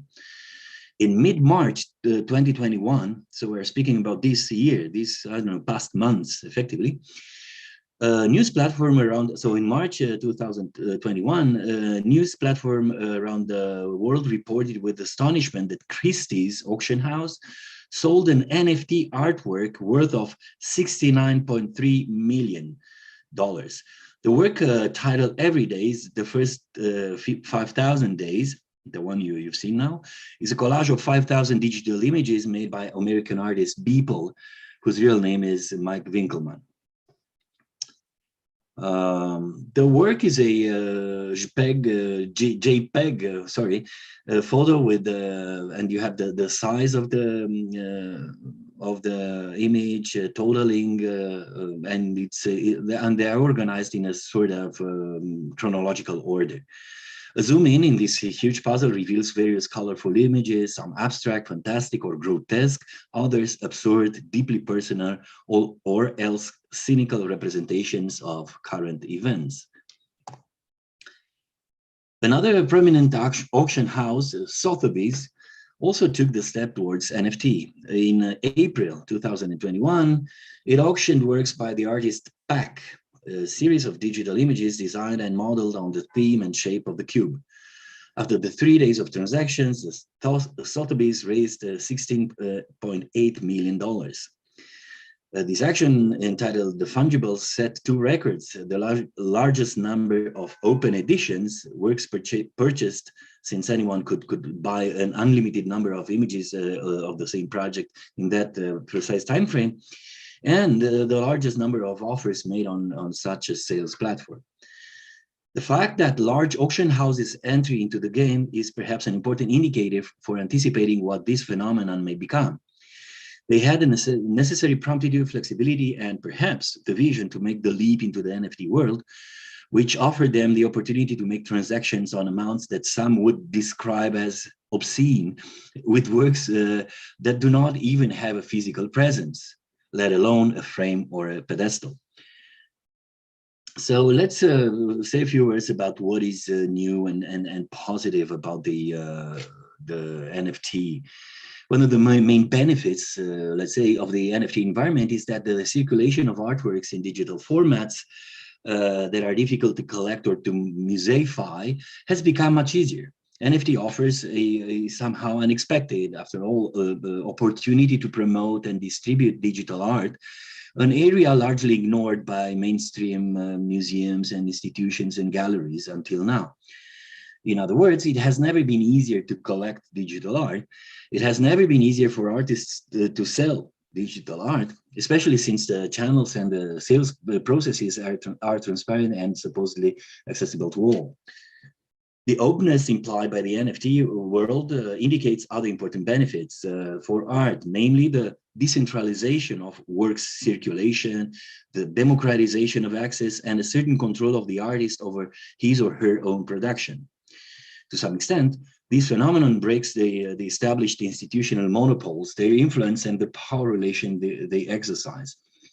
These aspects, or rather their combination, are indeed without a similar precedent, and they represent a real potential for change. Of course, access to the NFT art market is not free, and most of the time is not cheap either. But at least it's more at hand, let's say. There's also a critical perspective regarding the NFT phenomenon, and there are some voices who bring arguments from this side. And one of the problems reported since the beginning of this boom is that despite the horizontalization and accessibility of the minting processes and the procedures for registering an artwork on specialized platforms are not only far from being free, but rather expensive. Despite all this, there is a hyperinflation of images on an increasing number of platforms, which affects not only on the price of the works, but also on the ability to form a secondary market and the establishment of a certain set of, let's call them artistic values. And not only their number is problematic, but also their visual quality. Many images being the product of technical contortions and optical stunts, if not some visions that borders on kitsch and bad taste. Unfortunately, we don't have such an image. This one is quite a nice image. I like it, but so please don't make this association immediately. Moreover, we should know that the most buyers of NFT artworks are not necessarily collectors, professional galleries, or institutions, but mostly investors whose concern is not the quality of art, but its marketability. Another questionable aspect is related to the rigidity of the format proposed by the NFT image, which actually contradicts the flexibility, variability, and hybridity which characterizes digital art in general. This entails another problem, technical obsolescence, a phenomenon which, although not specific only to the NFT environment, has particular consequences in this case. More precisely, technical obsolescence and the restrictive environment call into question the ability of the original holder to maintain uninterrupted access to the artwork's interfaces, documents, and contracts, not to mention access to the image itself. Honestly, we don't have any answers or solutions to this. And yet, can we talk about the new, quote unquote, aesthetics of NFT, or at least, can we identify a certain artistic specificity of the NFT? Of course, the phenomenon is too new to formulate categorical assumptions, but we can nevertheless identify a potential set of common traits and approaches, a visual dominant that traverses many NFT productions. This is the absurd pseudo-realist content, kaleidoscopic gifs, glitch abstractions based on visual gems, on fantastic pastel-colored scenes, most often rendered in neat volumes and carefully executed 3D modeling. Echoes of retrofuturistic digital aesthetics, such as vaporwave and camp, or reminiscences of the visuality promoted by platforms such as DeviantArt or ArtStation can be identified in most NFT images. I'm going to this in a second. So is there any aesthetic specificity of the NFT artistic images? The term I propose to discuss this is unstable fictions. First, the term fiction is employed here in its simplest sense according to its etymology. Fiction and fictionality have their root in the Latin fingere, which has several meanings: to shape, to invent, or to pretend. Fiction, then, not simply as an invented world, but as a story that has complicated and complicit connections with reality. Surely, like most other digital images, NFT art proposes invented worlds shaped by imagination and illusion. Yet, there is another level of the fictional in the case of NFT, and this is given by the fact that it is entirely dependent on the digital environment and its unpredictable mechanisms of visualization. In a sense, an NFT image is like the reality thought by the prisoners in Plato's myth of the cave. The shadows seen by the immobile convicts were mistakenly considered the reality itself. Here too, the image exists, but it is only an imagined illusion of reality, not reality itself, we can say. NFT have a close relationship with physical reality as long as the latter generates them, but their reality is different from our own. Not even the money paid on NFTs is from this world, considering that most of NFTs are bought in what is called the cryptocurrency, Ethereum, more precisely, most of them actually. Okay, so what defines NFT in the first place is the fact that it belongs to the blockchain ecosystem, and this is perhaps the only constant in the NFT world. Since under the large and fluctuant umbrella of the NFT, we find both physical works digitized and put up for sale as NFT, digital works from other media presented as NFT, pieces designed specifically for the NFT platforms, and more recently, a kinetic video sculpture, a real generative object called Human One, by the same people, and which was sold at the Christie's for 29 million USD. This is the work, and this is quite unusual for an NFT. Once again, precisely because it is an object. It is a sculptural object, a sculptural video object. Let's say, because the image you've seen there is an animated image. This particular work, precisely for its evolving generative nature, is a good example of the unstable nature of the NFT as a fictional entity. The term unstable is, of course, borrowed from the name unstable media, assumed as a defining generic by the Dutch platform V2, some of the pioneers of systematization of electronic media information, which described instability as inherent in electronic media, as long as they are modifiable, unfinished, based on processes and fluctuations. NFT art might be seen as an unstable visual expression at different levels. Do I have 5 more minutes? I'm sorry about that, Aica, or have any idea how long? 5? There's no sound, Aica? You have 5 minutes, yes. Okay, perfect, thank you. I will, okay. I will finish soon. So at the level of representation, the huge amount and great diversity of NFT visual material make difficult any attempt to evaluate the field in a stable, general, somewhat consensual form. We are, as some authors admit, still at the stage of determining not what is good NFT art, but simply what is NFT art. Nevertheless, in terms of visuality, we notice a fragmentary, incongruous visual grammar, a curious encounter between the vocabulary of the analog and digital visual instruments, a bizarre mixture between a traditional visuality with surreal flavors, retrofuturism, and the most recent hip techniques.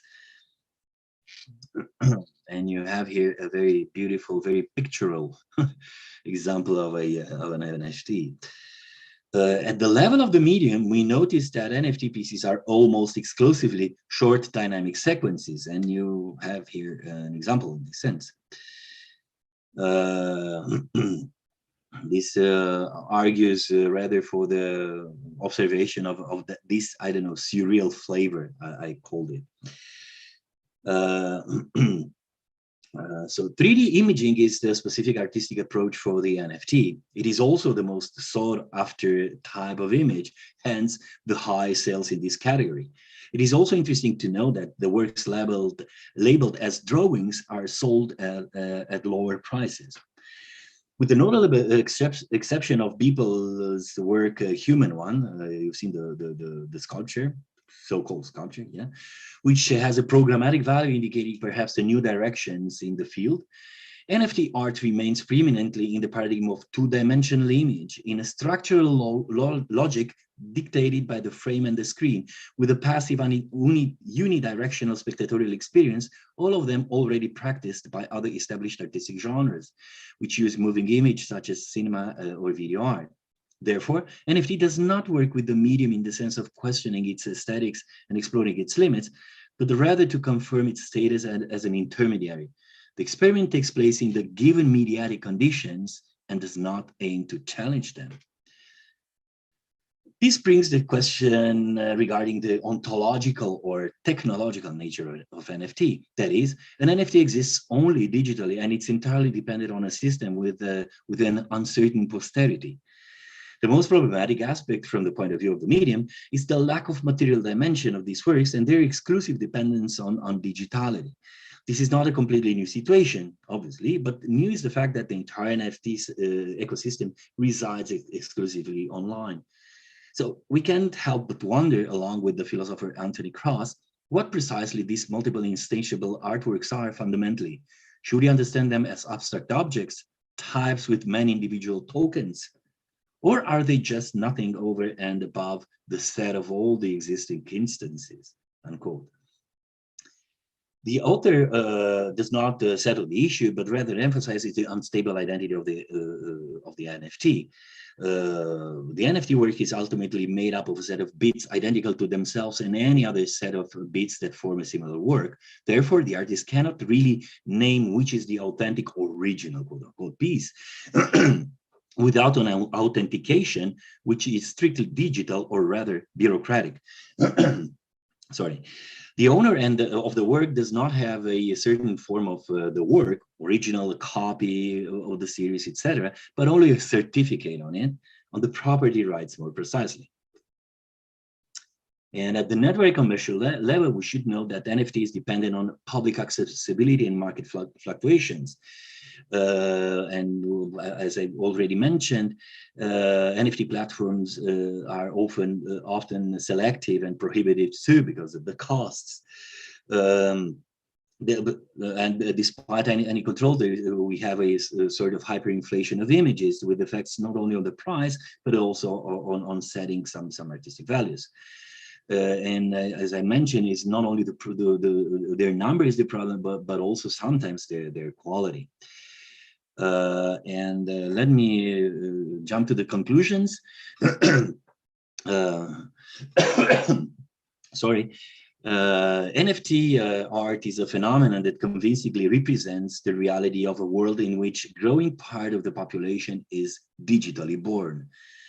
But it also has to do with the bizarre period of the pandemic that swept the globe and sent most of our activities online. On the fertile ground already opened by crypto trade and virtual currencies, the emergence of NFT art seemed just a small and natural step.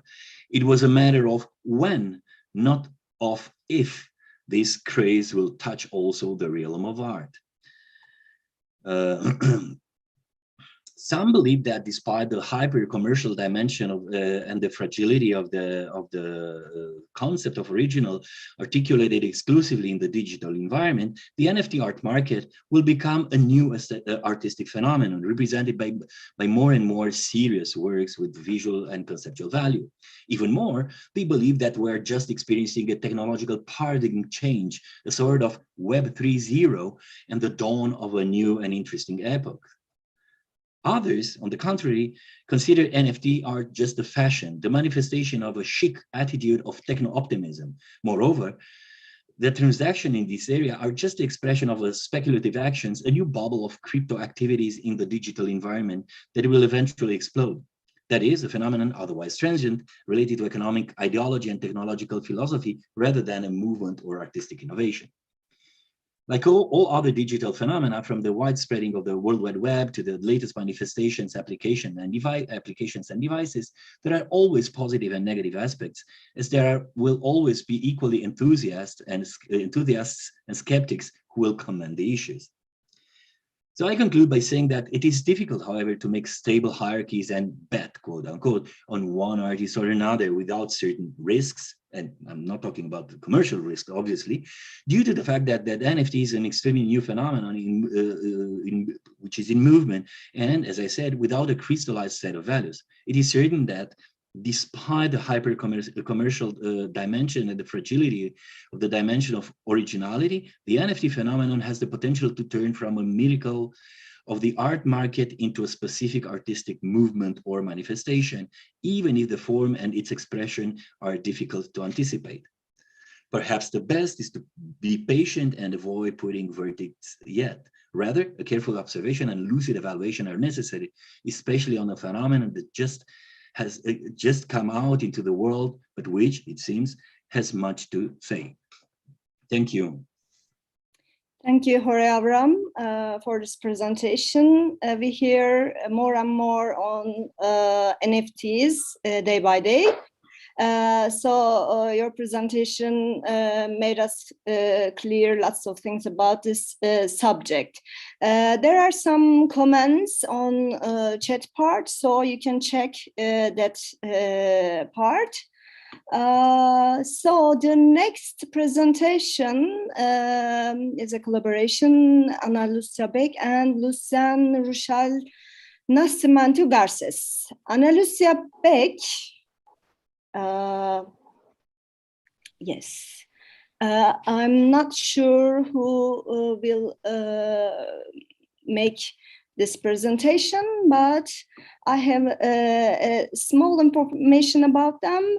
Ana Lucia Beck has her PhD from Federal University of Goiás, Faculty of Arts, Visual Arts Department in Brazil, and Lucian has a PhD from University of the State of Santa Catarina, Faculty of Arts, Visual Arts Department in Brazil. So the mic is yours. Please make your presentation. Hello.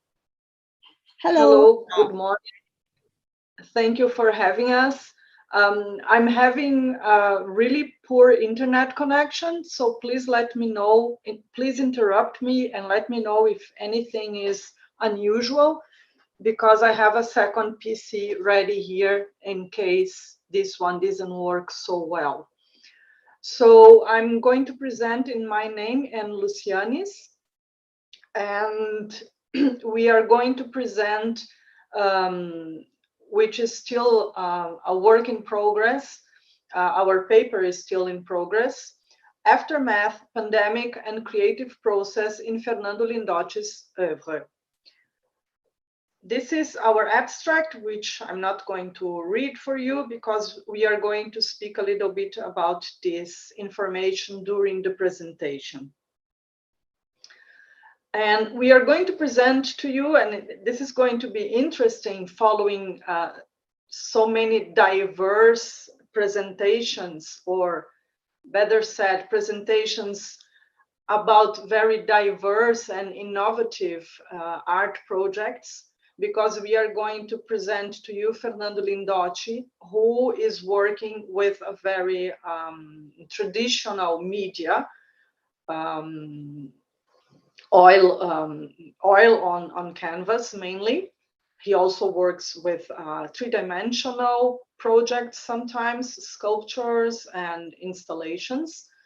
And Fernando Lindotti was born in southern Brazil in Santana do Livramento, but has been living in the state of Santa Catarina for the last 20 years or so. And here you have one example of the kind of production he has been working on in the last, let's say, last decade. And from this first image, you can already tell that he has a very rich visuality. His paintings are always really rich, and sometimes even kind of crowded, so to speak. In order to understand what we have been researching, which is the impact of the pandemic in his creative process, I would like to show to you some paintings which he created prior to the pandemic, like this one you are seeing here, The Guardian of Light. And in some of my slides, in some of our slides, you will see one painting, sometimes in comparison to another one, which has similar subject or a similar kind of interest. But sometimes you are going to see small details from the larger piece.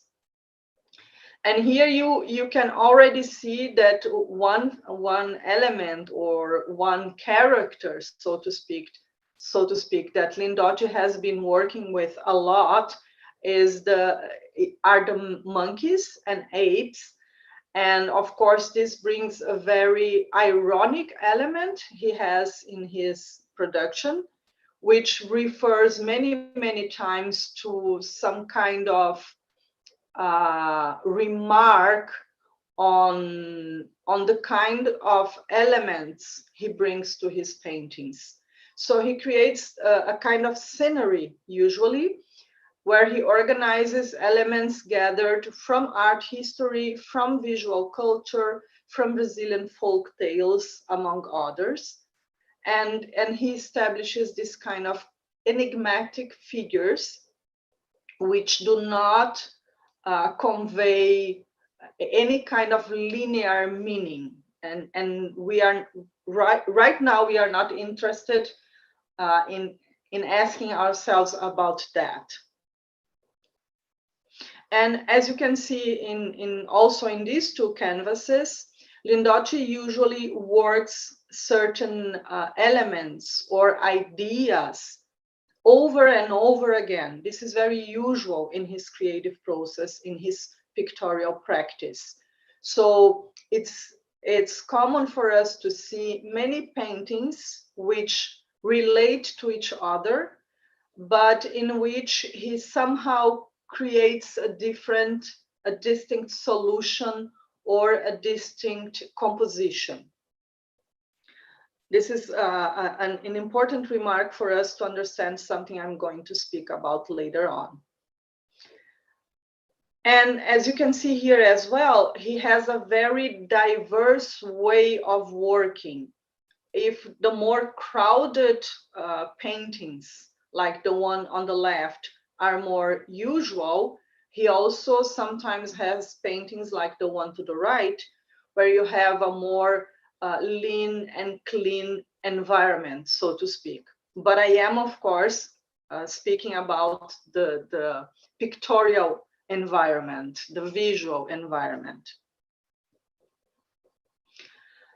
And in other works, it seems that he's kind of mixing these two possibilities together. So in the same painting, he would have zones where there is lots of layers of elements, of course, lots of layers of paint, and other zones, other places where you have a more,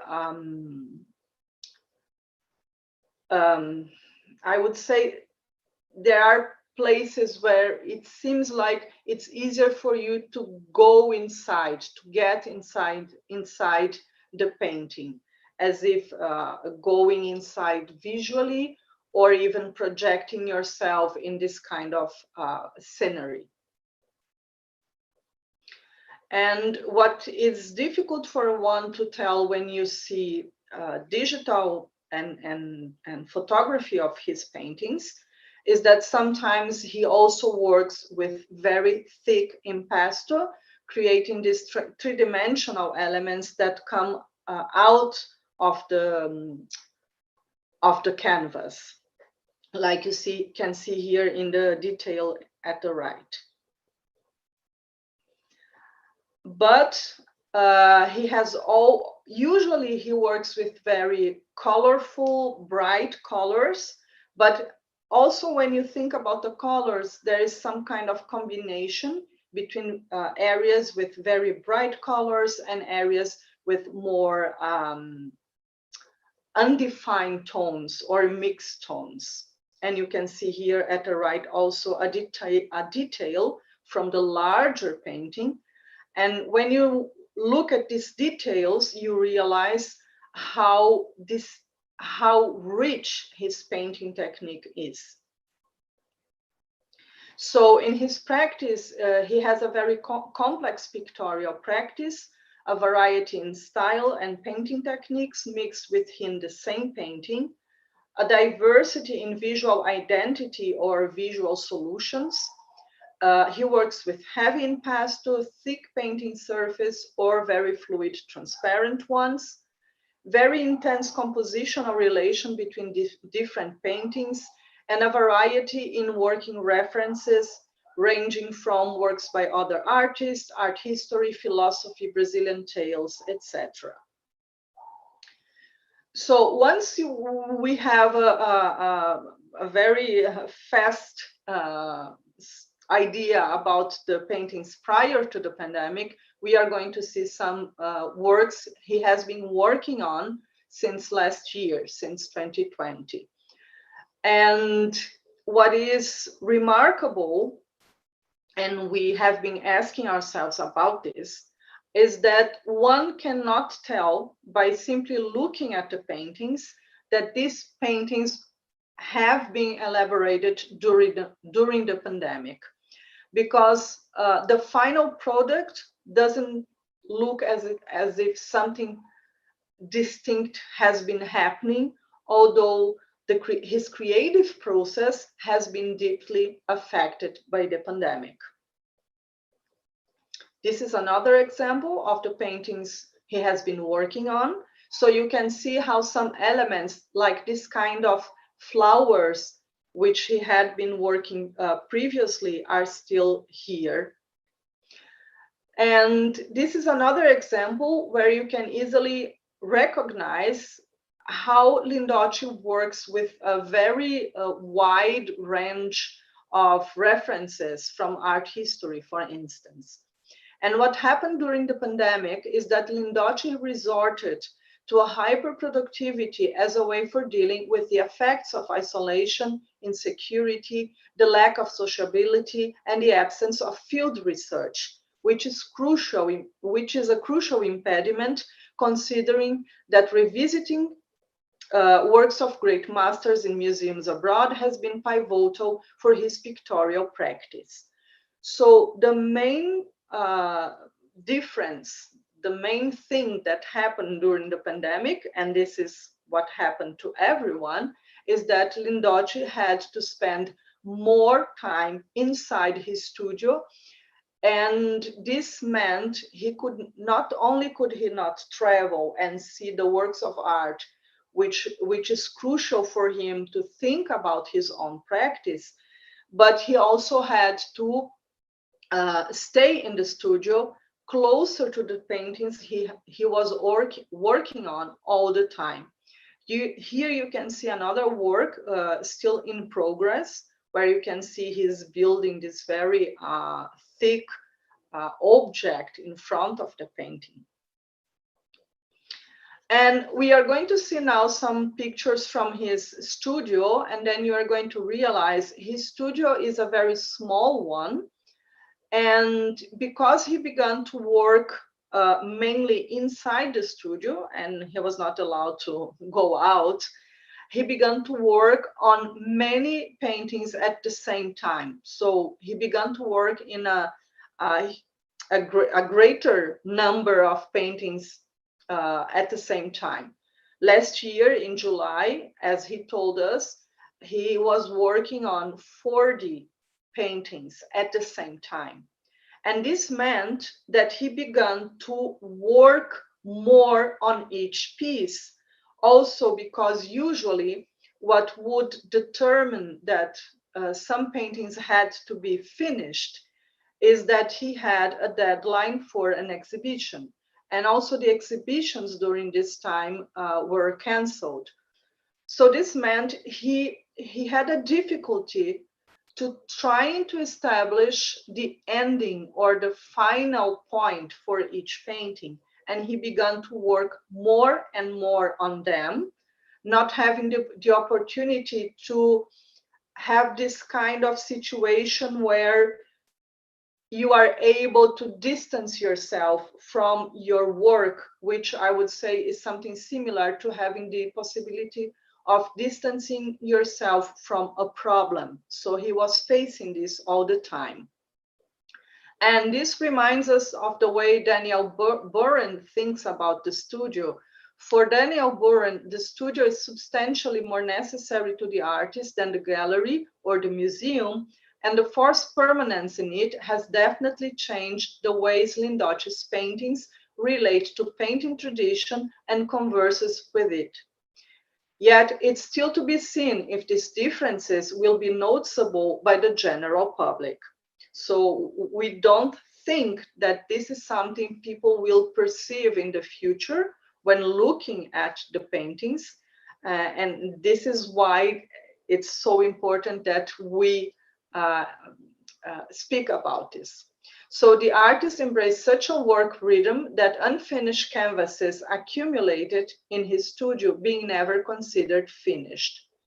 So therefore, we began to see that the creative process somehow enhanced this idea that his works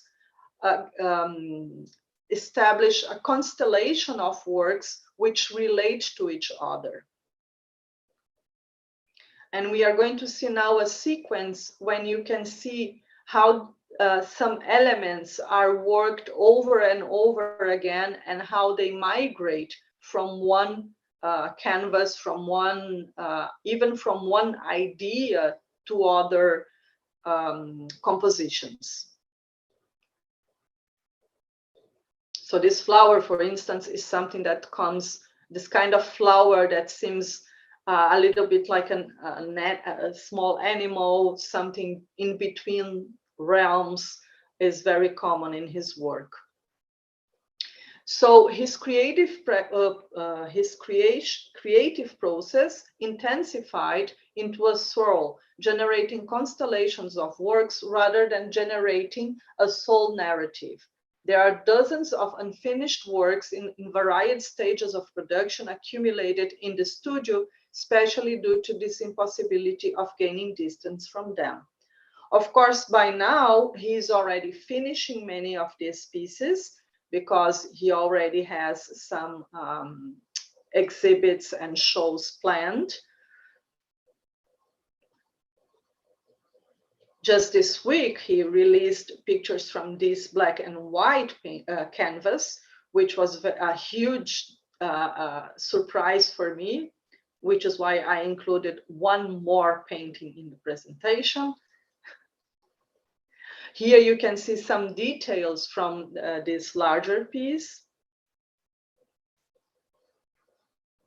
And in this in this comparison, these are also two details from the former painting. You can see how there is this is why I thought of he dealing with his creative process as someone facing a problem. So for Lindocci, painting means thinking intensively about what makes a painting, and looking to the tradition of painting to trying to elaborate this narrative, this idea. This is why he is sometimes very ironic, making paintings like this one, making reference to the Three Graces, for instance. So he usually would he would travel to watch these paintings by the great masters as a way to also think about what he was doing and to perceive the way other artists worked. But this is something he could not do during the pandemic. Here you can see how he works over and over again on some ideas. Another view of the studio with the many paintings he had been working on and still is. So because he was in the studio all the time, interestingly, the pandemic silence allowed the painter's own voice to intensify. In Lindocci's own word, he now trusts his own voice as a painter more than before. It might be that not being allowed to view other artists' works demanded him a more intense investigation of his pictorial practice. So Lindocci had to face himself as a painter much more because he was all this time a prisoner, so to speak, of the studio. And this is why we have been thinking that we might understand the point he reached in his creative and pictorial practice as a moment of reinforcement of his thinking nucleus. And the idea of the thinking nucleus is something we got from Umberto Eco, from his romance, The Island of the Day Before, which is, interestingly enough, a narrative about a main character that at a certain point survives a shipwreck, and he's alone thinking about maybe going already mad for having almost drowned and for being alone and not having someone to speak. And he begins to reflect on the atomic composition of things. And this is when he comes with the idea of the thinking nucleus, which he characterizes as we are going to see in the next slide, like this. What a thin condensation, what a condensed impalpability. I am nothing more than a relationship between my parts that perceive each other while maintaining a relationship with each other. But these parts being in turn divisible into other relations and so on, then each system of relations having consciousness of itself, being in fact the consciousness of itself, would be a thinking nucleus.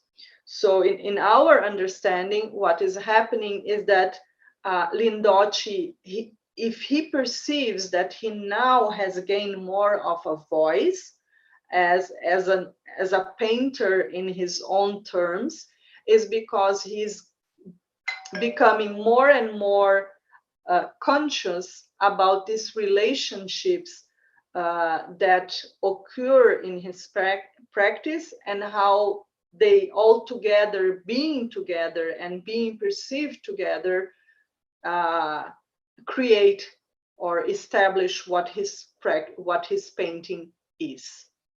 And this is Lindocci sitting in his studio. And that's all for now. We are open for questions later on. Thank you. Thank you, Anna. We will ask you the questions after the last speaker. The last speaker is Professor Ling Min. She was a vice chair of International Art Critics Association, a board member of International Art Critics Award, and a trustee of John Moores Painting Prize Trust. She is also a chief coordinator of Future Lab. Professor Ling Min is a tutor of master degree students in modern and contemporary art history at Shanghai Academy of Fine Arts. Prior to this, she served as a research scholar of art creation at Goldsmiths London and also had leadership placements in Liverpool Biennial. From 2009 to now, she was a key coordinator of the John Moores Painting Prize in China. She has several keynote speakers, and now she's the last speaker of this event. So Professor Ling Min, the mic is yours. Thank you.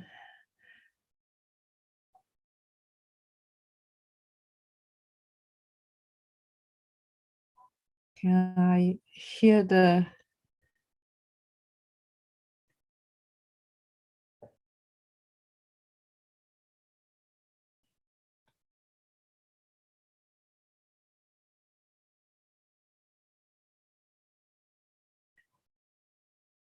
Sorry. Okay.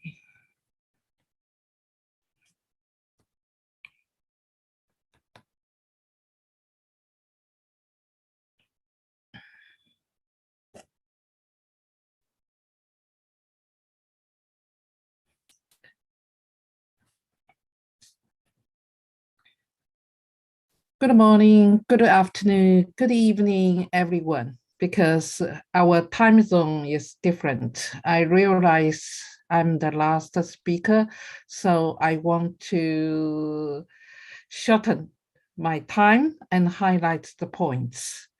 My topic is aftermatch, reconstruction of the hexagonal match. Pandemic virus distributed people's life in many, I think it's in many places. So even now we have to have a talk through the screen. Looking back at the various disasters, people find it stalking, not because of large numbers of nature and social disasters, but also after a match of the disaster, it is especially difficult to eliminate for a long time and in many ways. So now my first question now, why people feel so helpless even in the 21st century with the internet and the digitalization? It is obvious because the older ideas, theories, and ways of the thinking couldn't adapt the new reality. So let's see this hexagonal match. There are 6 phases. When we do analysis for that, we realize the situation since start of the new century, these 6 phases of the contemporary life, economy, society, politics, and culture, based on the nature environment, as well as overlay of the intellectual wisdom. All these phases actually have all gone wrong. So, not because deeply flawed, for whatever side we look at it. Each of the phases actually is likewise fractured. In other words, it has proved difficult to explain the new situation that have risen in the new century with the resources to the overmolded ideas. So corresponding to the historical match, it's even more difficult to deal with the new problems we are accounting at the moment. Let's turn our attention to art and culture. Of course, yes, this is the problem of the structure fraction. Take as an example, because China, yes, developed very quickly in last 4 decades. So we found in the conjunction of the 6 phases, any one side may lag behind the others at the given time. It will give rise of the cause the serious contradictions. Even in the field culture and art, the new culture dispensation has already created serious conflict within existing system, and reform to the culture system have reached critical points. Before attempting to analyze China cases, so we needed to emphasize significance of the 3-part time frame. Number 1 is from 1949 to 1979. The second is 1979 to 2000, and to 2000 until now.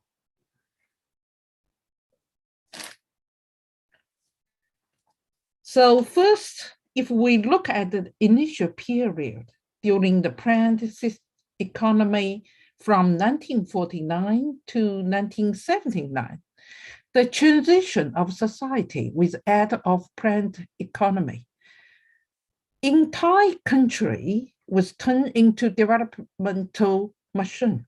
Therefore, they displayed the following characteristics. Number 1 is culture and art existing a function attachment to the developmental machine.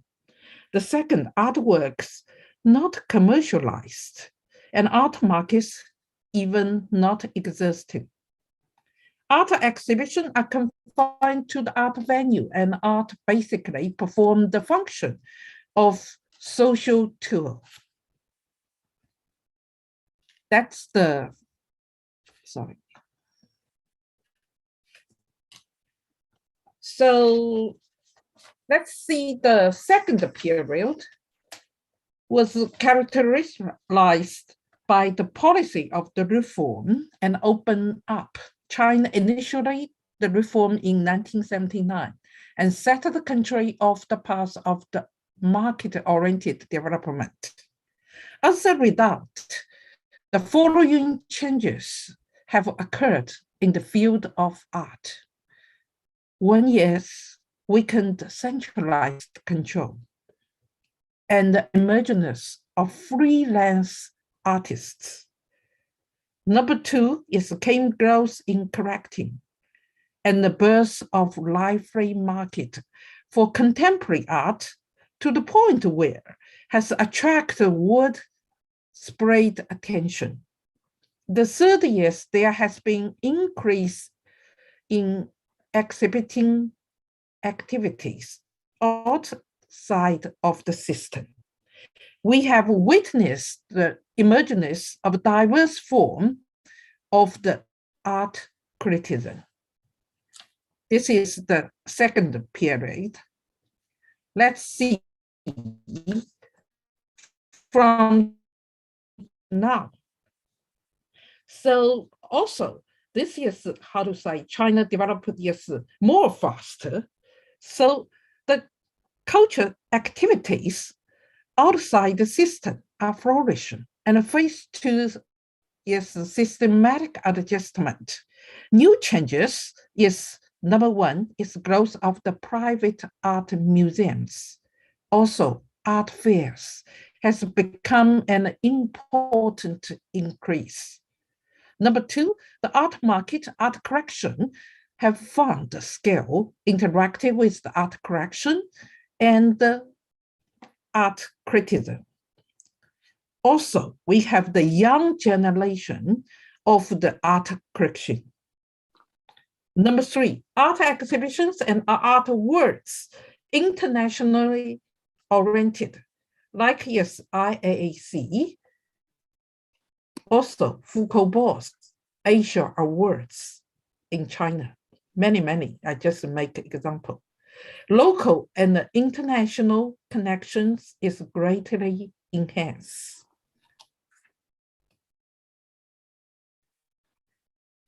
So these three, taking overview of above three periods, we can see there have been major structural changes to Chinese art and culture over the last 70 years. These changes manifest in the internal transformation of the art sector, various phases of the economic, social, political, ideological change. Currently, there is considerable interaction with other factors of the society and the economy. So 5 changes tell us this, the changes tell us 5 parts. Number 1, yes, the artists have broken through the restriction of the system. Number 2 is number of the non-government exhibition increased and art collection and art markets appeared. So in China, yes, how to say, 2 legs are both very strong.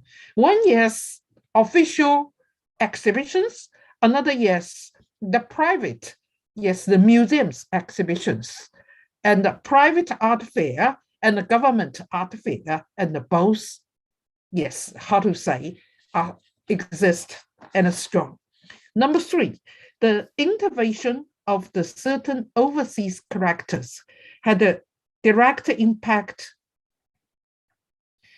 yes, for the art market of China, but now not just the overseas market, because we have the young generation of the characters we have our local characters and the local market demands. I just want to give you some statistics.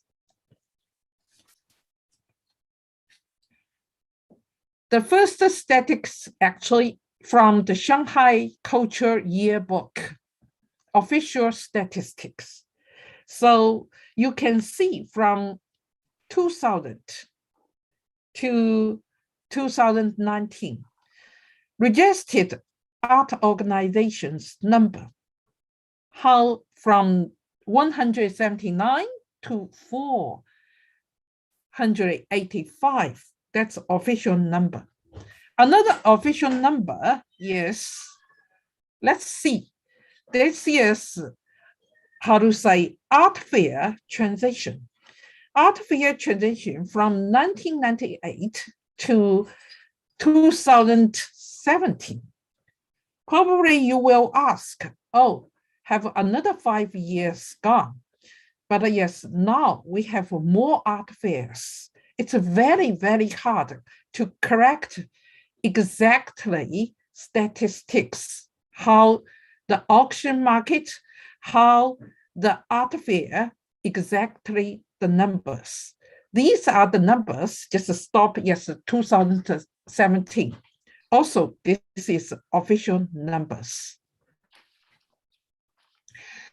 So, number 4 is construction of the new exhibition venue and their integration of the urban, how to say, new stream has created more opportunity for artists to display their works. In Shanghai, until the end of the last year, 90 art museums, yes, art galleries, just in Shanghai, this city. Number 5 is diversification of the art criticism, and the creation of the International Art Awards have provided different channels for artists to explore and go out to the world. For IAAC, International Art Criticism Awards, so covered 75 nationalities submission. You can see that is organized, how to say, is sponsored by China, yes, one art museum, and how to operate internationally. That's these changes tell us. So back to this, the hexagon match. So we will find changes in economic sector have had the greatest impact in, we first try to say, because of the economic development, what is the positive impact on culture and art? Number 1 is change has been source of the income of the artists, very practically, so that they could start earning living and win creative freedom through the market channel.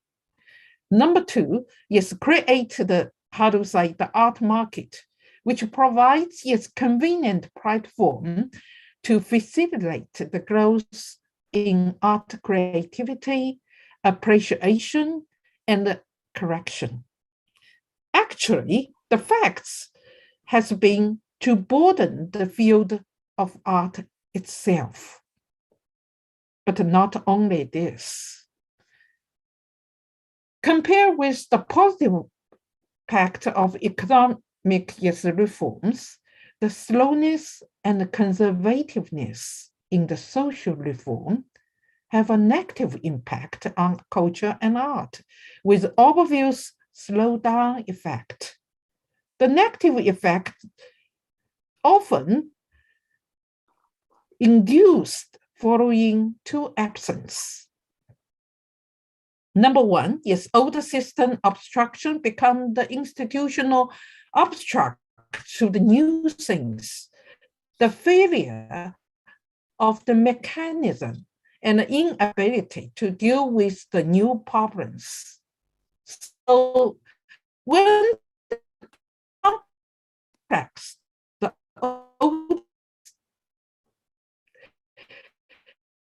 construction for quite a long time, people feel somehow, yes, frustrated. Here, I have 2 points to say. The problem, yes, I think it's obvious the problem now is not isolated. It's related to the internal imbalance of this fact, but also correspondent imbalance in other facts. That's why we try to use hexagonal match to see, not just we talk one, we have something else linked with. The internal structure of the old system had out of the balance. How about new ideas, new structures, new mechanisms needed to find the new balance? But it's not easy. How to match, repair the internal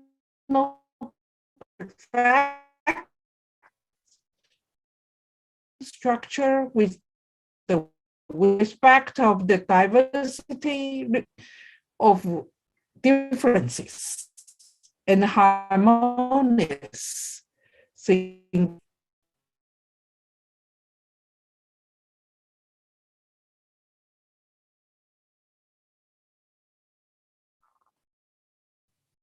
Oh, has she gone?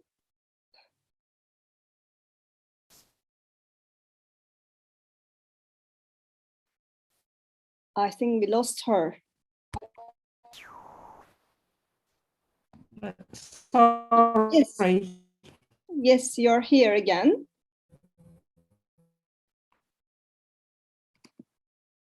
Sure, yes. Which part? How to say I'm? Hello, can you hear me? Yes, now we can hear you, but I think we had a little difficulty. I lost this off. It's. I think there's an internet connection failure. Finished.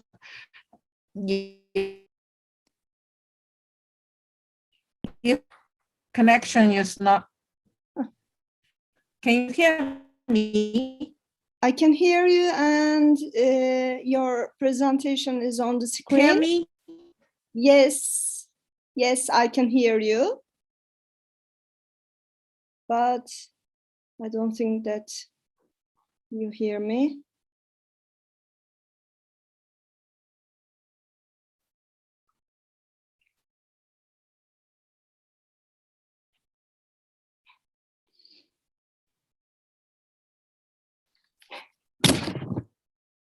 I think Lingmin was concluding her presentation. Maybe wait.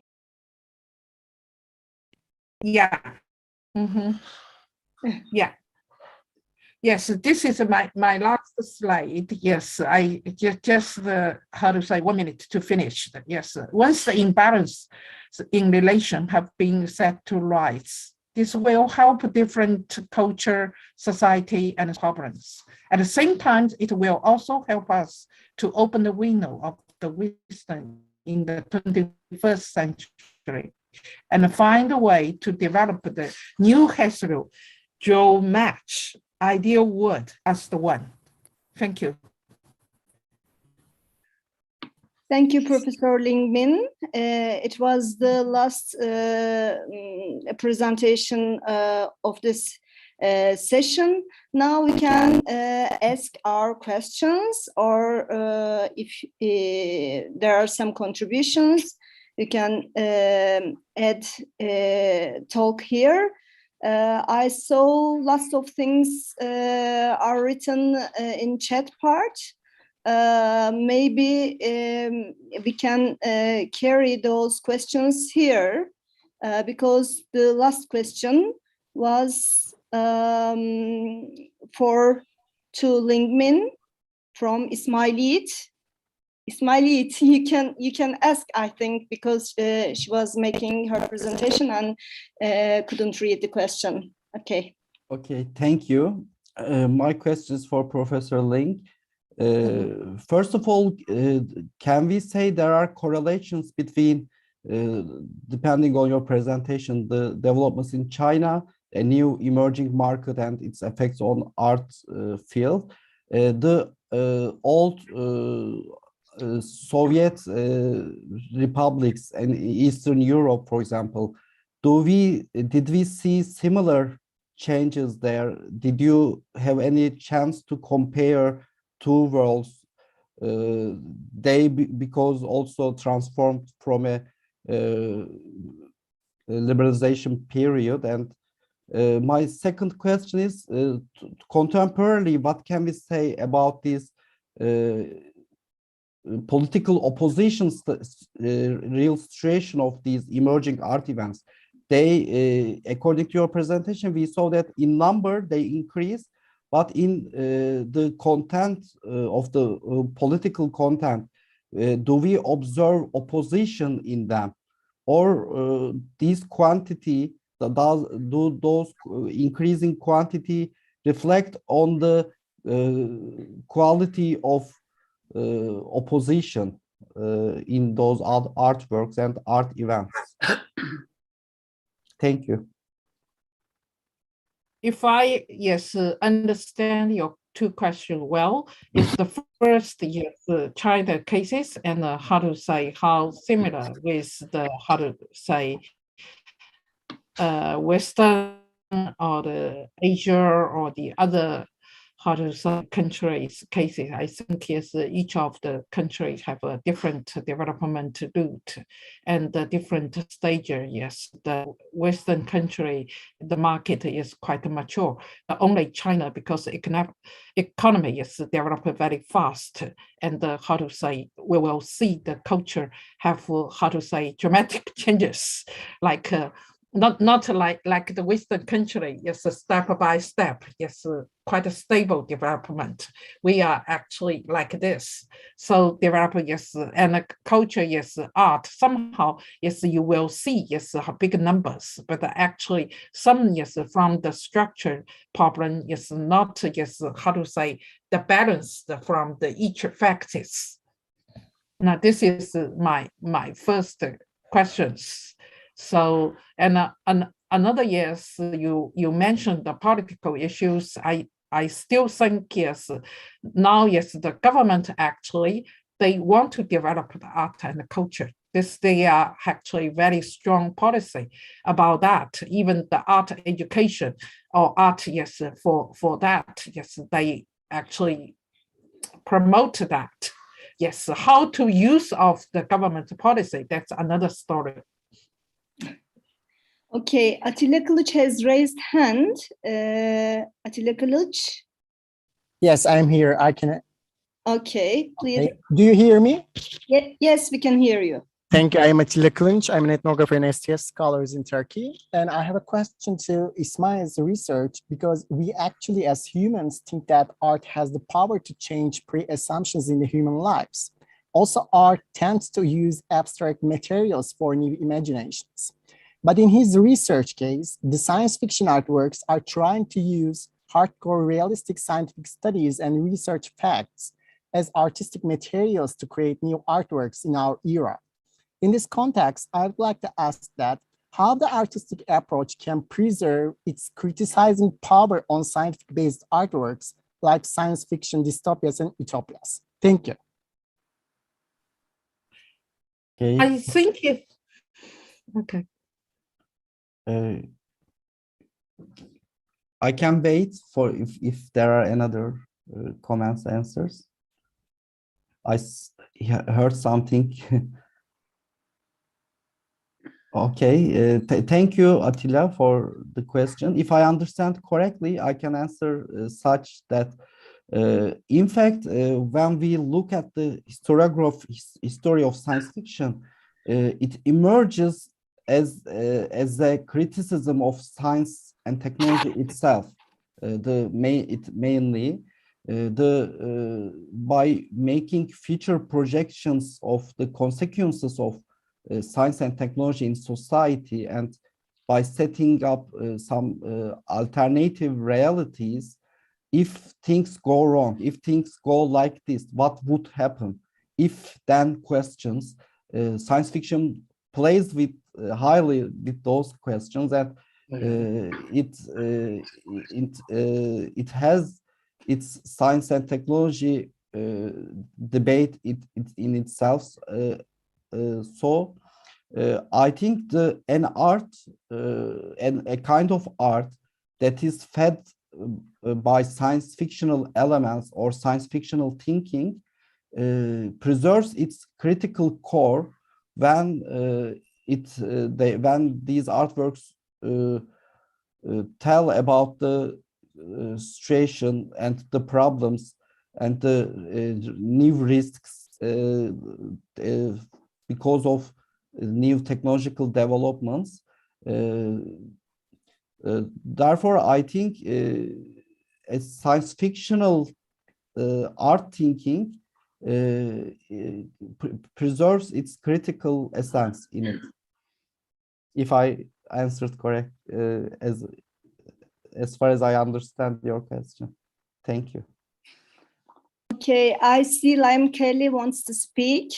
He is the chair of the Aica International Congress. So please, Lime Kelly, you can talk.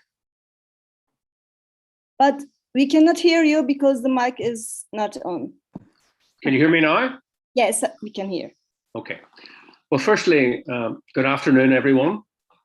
Good afternoon, Ling Min, particularly. I have had technical problems accessing the site, so I didn't hear all of the last presenter's presentation, and she may well have covered it, but I just wanted to ask that the pandemic began in China and then spread to other countries. And it had a profound effect on gallery and museum programming, and indeed the award system for artists. And I'm wondering, and she may have covered this, what was that like at the beginning of the pandemic in China? And did artists become much more activist in terms of protesting against the various restrictions and isolation?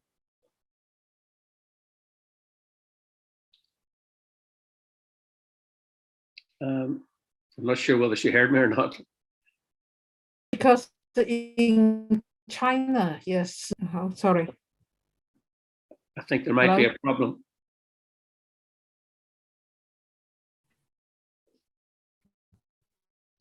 Sometimes it's getting there when we turn off the camera, Ling Min. Can you hear me? Maybe you just switched off the camera. Yeah.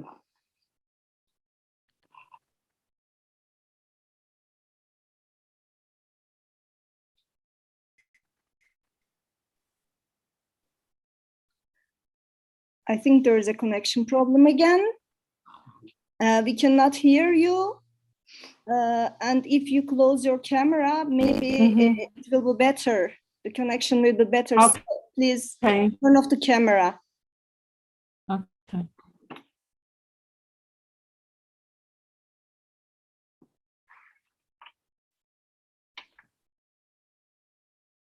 Hello? No? I'm sorry, we cannot hear you.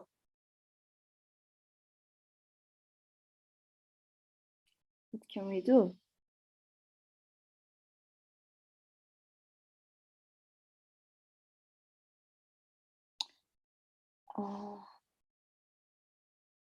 I really thank for all the contributors and speakers for this session and the other speakers before the afternoon session and yesterday.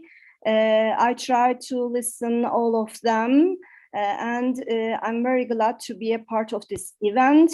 Maybe I can understand it's a 2 days event, and I saw all the peoples here. Maybe it's a little bit tiring now, and maybe it's better to take some closing remarks. For example, Beral Madra can, yes, please, Beral Madra, can you give us some closing remarks or any other comments you like?